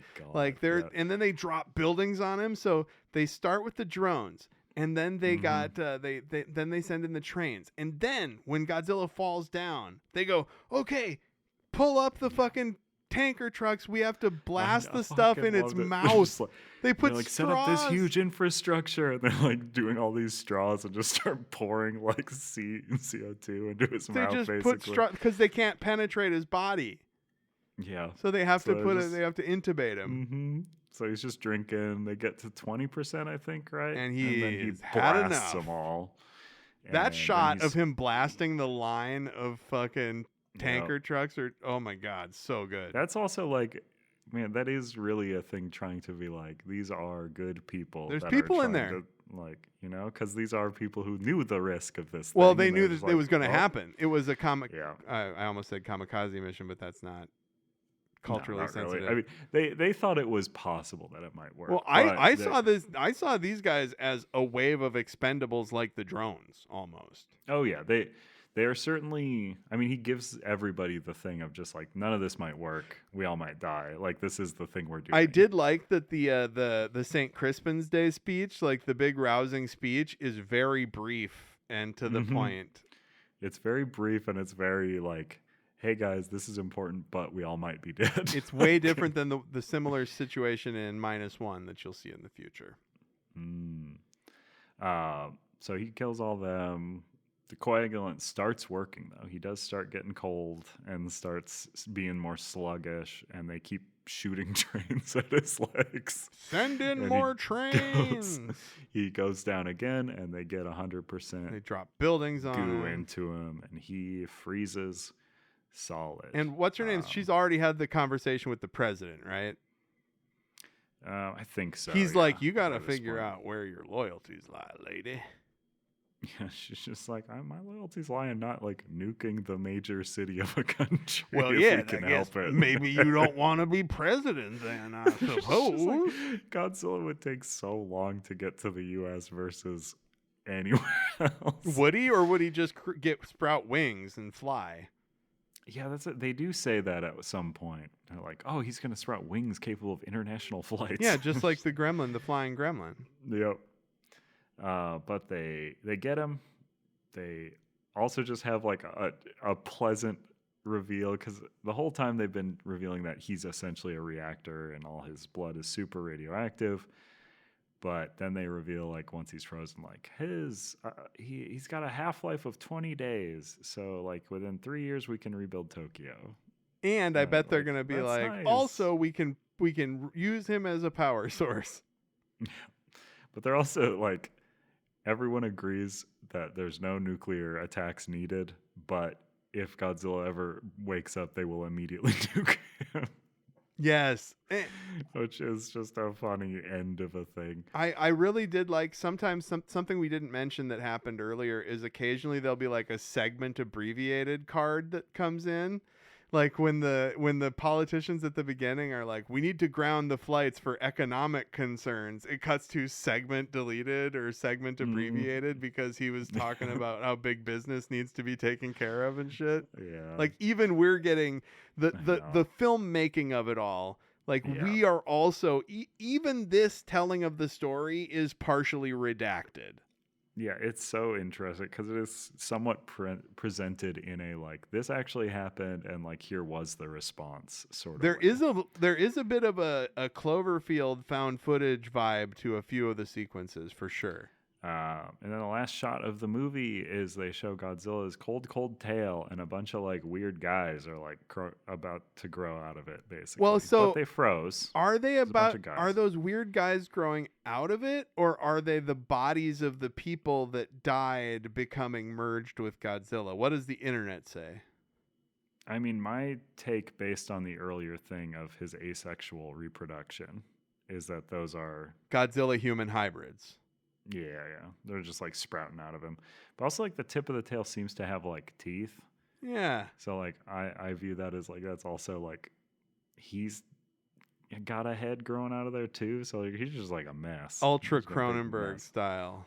He also shoots lasers out of his tail too. So, like, that could make sense as another little mouth. Motherfucker shoots lasers out of spikes are all everything, dude. I know, And when the laser bottom jaw machine, separates, man. like the Predator, like there's so many good, like the creature effects on this are bonkers, dude. Or a Blade 2 vampire. Yes, there it is. Yes, There we Del go. Toro something. That's what I was thinking of. Yeah, that was Shin Godzilla. Very good. Loved it. Better than I Very wet. remembered even. Funniest, it really feels like a lot of the funny beats are like Wes Anderson beats. Like it's very, like, dry humor when it has humor. Just so It's great. Every time they're laugh out relieved. loud for me, but, like, it's a very just enjoyable watch. It's very fast paced in how it's presenting everything. They really get those tables set up quick. Yes. Like, tables are set up quick. There's constant, like, talking. There's constant, like, headers being like, boardroom, like, this boardroom is talking now. This boardroom. It's kind of now. like a little bit of a who's the walk and talk guy that everybody makes fun of. Sorkin. They're like, imagine like Sorkin directing some of this stuff. No, Sorkin would, like, live in it too much. This is like a Sorkin talking, but then some other, like, but it's good. Editors just like They do a better job of it. It's like what Sorkin thinks he's doing. Yeah. That's the movie. And I liked it. I think it's really cool. I liked all the gooey Godzillas. It was so much better than what I remembered. I don't think I was in the right headspace to watch it initially, but particularly in the light of Godzilla -1 coming out a couple years ago and really blowing my mind, watching this with that hindsight, it definitely makes it enhances the viewing, but also you can see that this is just a great fucking funny, engaging, smart movie with a lot to say. Yeah, it's there's also a black and white edition called the Shin Godzilla orthochromatic. They did that with they did a black and white -1 as well. Yeah, I forget what that one's called. They called it Godzilla -1 color. Yes. I love when they do the dumb, like, they're having a name tied in with the title of the thing. But yeah, now we can rate these two things. What did you what are you thinking? So we've got. Sorry, my let me buddy just write- Peter. My buddy Peter just sent me. He's for some reason driving a replica of the Back to the Future DeLorean to some like conference or something, and he has nothing to do with science fiction. He works at a place that refurbishes a warehouse chain that refurbishes electronics for big companies. So I have no idea why he would be doing this, but I got distracted because he sent me pictures of him driving a DeLorean. It's got Back to the Future That's stuff good. inside of it. That's good. So what's the first thing? Appearance. Shin what Godzilla. looked better, the movie or the can of drink? And the reason I would say the reason the I say movie. that is because I much prefer the Shin Godzilla design to this kind of.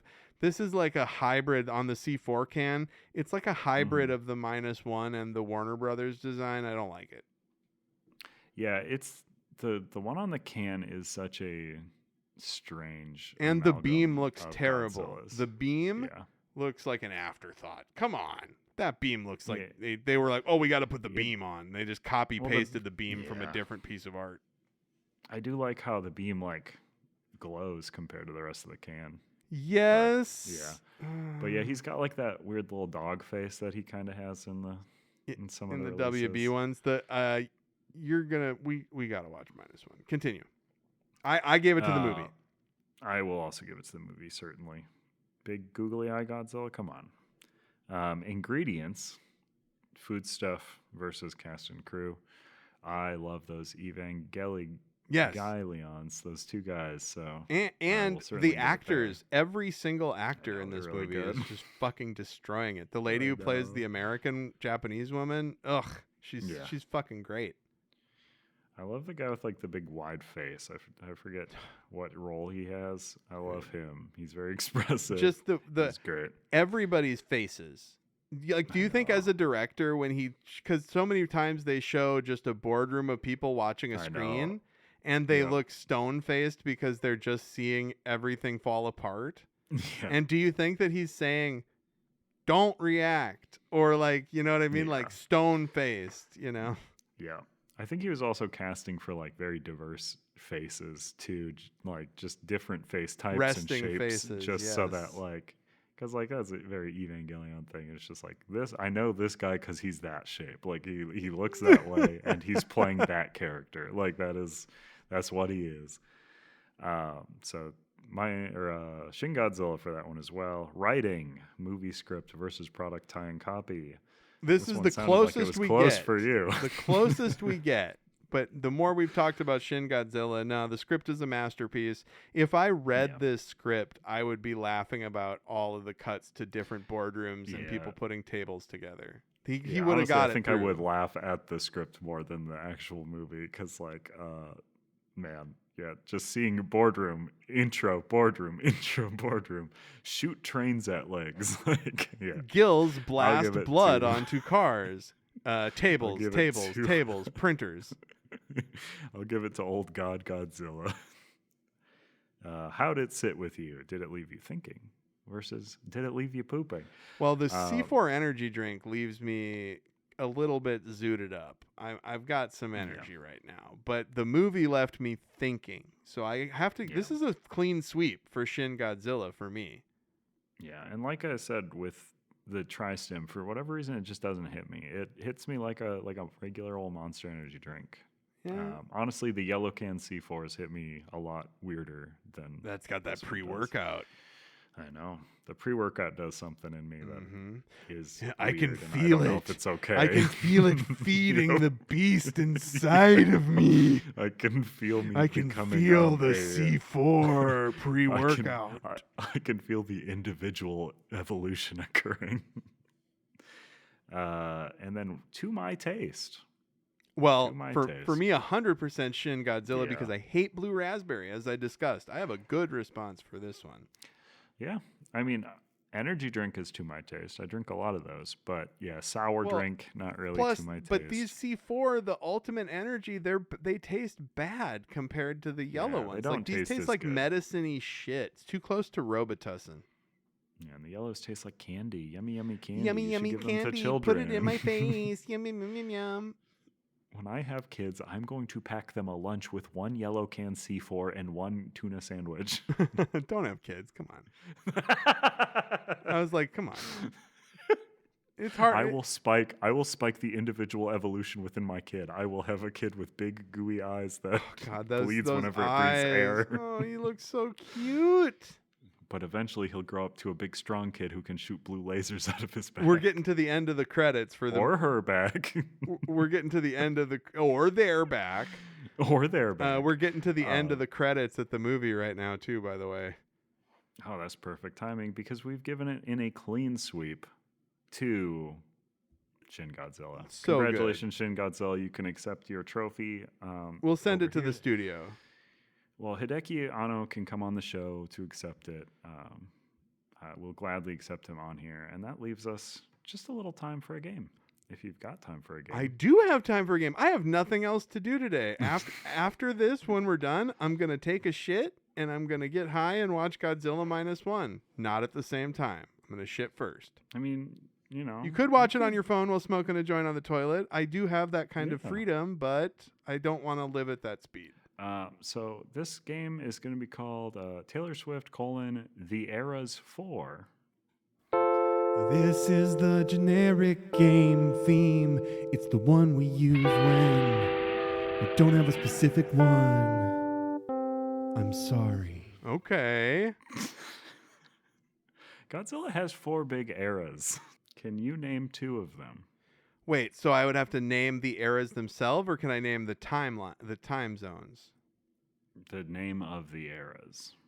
Well, we've got the MonsterVerse era, which is the Warner Brothers stuff. Not one of the big 4. Not one of the big 4, unfortunately. I think the box office would disagree.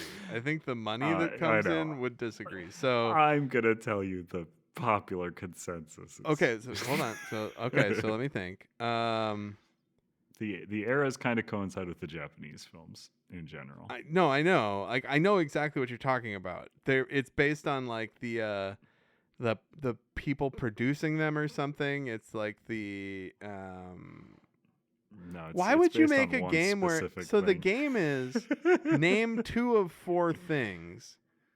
Well, there's more. It evolves. It changes. Okay, so I mean, it's gonna end in a pretty traditional way, but of me not getting it, it's gonna end in a pretty traditional way. Well, in 2 traditional ways. So that's okay. One of them. So I'm gonna say that we've got the first era. Is one of them the first era?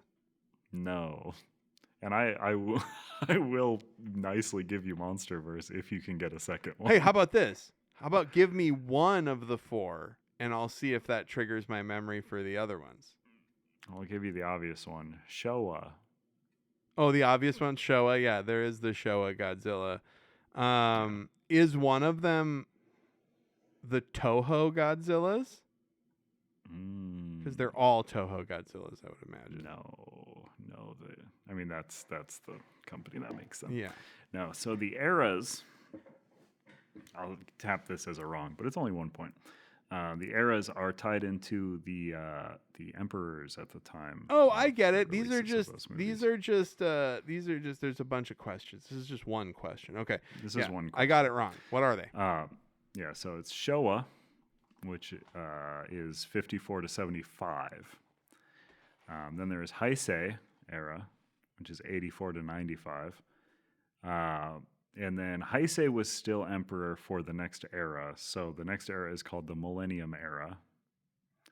That's 99 to 2004. And then our 2016 to present is the Reiwa Era. So keep that in mind. Your 4 eras are Showa Era. Okay. Oh, and I've also given you the order. So I'll give you the point on the next question because that was my next question is what's the correct order Jesus of the Christ, eras? that doesn't have anything to do with Godzilla. Well, that's when we're getting into the last one. Now I'm going to name some monsters, and you can tell me the era that they first appeared Give me in. the 4 eras again. Hold on. Give me the 4 eras again. Hold on. Showa. Okay. That was 54 to 75. Heisei. Heisei was 84 to 95. Okay. Millennium. Millennium? Millennium. That's 99 to 2004. Oh, okay. That yeah, one of those is the Broderick. It's also Millennium is the one that still had Heisei as emperor, so they called it Millennium. Okay. And then Reiwa is the current era, and that was 2016 to present. Weird. What would 2014 Godzilla fall under then? Well, that would be MonsterVerse. Oh yeah, which These doesn't are count. Japanese. Yeah, these are the Toho produced Got ones. it, got it, got Fall it. into the eras. Got it. I believe. Maybe there's some other thing. Who knows? Not me. Now I'm going to name some monsters, I'm in and it. you're going to hit me with the era that they first appeared in. And as you'll find from our first one, these aren't necessarily antagonistic monsters. I get it. Because our first monster up is Manila, or Mini-Illa. Heisei. That is a Showa. Oh, I wanted to It guess is. Showa but Manila would have It's a been one of the little first ones. Oh, okay. Yeah, he's a widow son of Godzilla. Oh, really? Or whatever. That's the widow baby Godzilla. The weird one. Is it?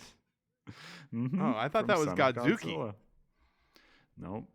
Yeah, Godzuki is what he's called in the cartoon. That's the joke. Orga.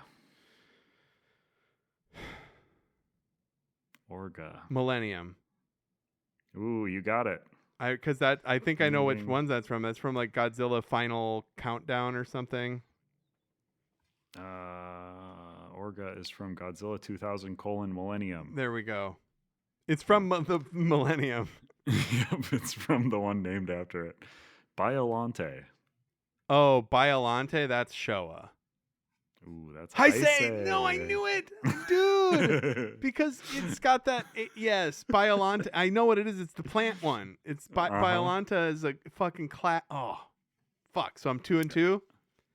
You've got 1 point so far across the stuff here. Okay.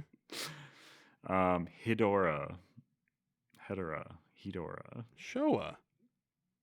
That is Showa. Yeah. That's Hedorah the is big, very early. pollution guy. Space Godzilla. Millennium. Ooh, that's a Heisei. Servum. Heisei. That's a Reiwa. Oh, why are you not going? And then Ebira. Heisei. That's a Showa. No, I'm so bad at these games. I hope people like this because I do not. And then our last monster, Godzuki. Oh, Godzuki? That would be from Showa. Oh, unfortunately, that's from the Hanna-Barbera. Oh, I was thinking of what year it was made. The cartoon would be between 54 and 75. No, I had a fun with You had a little the, fun with Godzuki. Barbera. Let me see when that actually did come out. Godzuki, up from the depths, 20 miles high. Oh, buddy. Godzilla. That's the theme song for the cartoon? Godzilla, and Godzuki. That's from the cartoon? Yeah, have you not heard that? It's one of my favorite themes. Was that did they have that on the Saturday morning cartoon themes album where the punk rock bands played the cartoon theme songs? I don't think so. Maybe. I've never checked that one out. My favorite Yeah. Godzilla song is the Blue Oyster Cult song Godzilla. That's the one. Yeah. When that kicks at the end of that one MonsterVerse movie where they used it, I was like, even though it's so stupid and obvious, I'm It so is happy that stupid. they did it. This was from the Godzilla Power Hour. Yes. When? 1978. Between the Showa and the Heisei. Between. Yeah, this is firmly between. So there's no movies coming out because they were too busy working with Hanna-Barbera to make the most lovable character, Godzuki, He's who's so loosely cute. based on Manila Yes. and has a gliding ability. They couldn't call him Manila because that's a different country and they didn't want it to, or that's in a different country. They didn't want to confuse people. I mean, his name's not spelled that way, but yes. But yeah, he was a friend to the humans. So I got 1. You got 2. 2. You got Orga and Hedorah. Cool, man. Well, yeah, doing it. But when I say, and that's 2 for the whole game. I got 2. 2 for the whole game. For the whole game. Cool. Yeah. I can give you a half point on MonsterVerse. even No, though it's not one of don't the you fucking recognized. don't pity me. It's like it's funny that I lose. I do it on purpose. Yeah. You could be winning all of these if you really wanted What's to. the point? It's but- not gonna get a prize. We make it fun. That's the point. I mean, you've just been missing out on all the prizes I've been sending, What? or that I would be sending. It's because I don't check the mail. Checking the mail is Yeah. for suckers. That's true. Well, hey, so that sounds like an episode of Movies Over My Hammy, doesn't it? It sure does. Awesome. And if you liked what you heard, why don't you go on to your podcast app or whatever and subscribe and leave a review.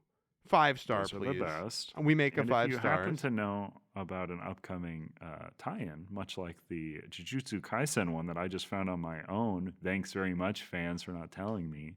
You can send us an email at moviesovermyhammy@gmail.com. All right. And that will also be in the bumper. But hey, we don't expect you to listen to the theme twice. Come on. Who's fucking doing that? But Who's doing that? thank you for listening. Bye. Bye-bye.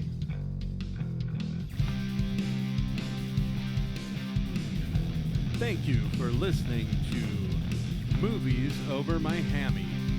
If you know of a promotional item or have literally anything else of interest that we should know about at Movies Over My Hammy headquarters, you can email the podcast at moviesovermyhammy, all one word, @gmail.com. And please, for the love of Satan, like, subscribe, rate, review, tell everybody you know about this podcast. We're counting on you. Everything is going to be okay.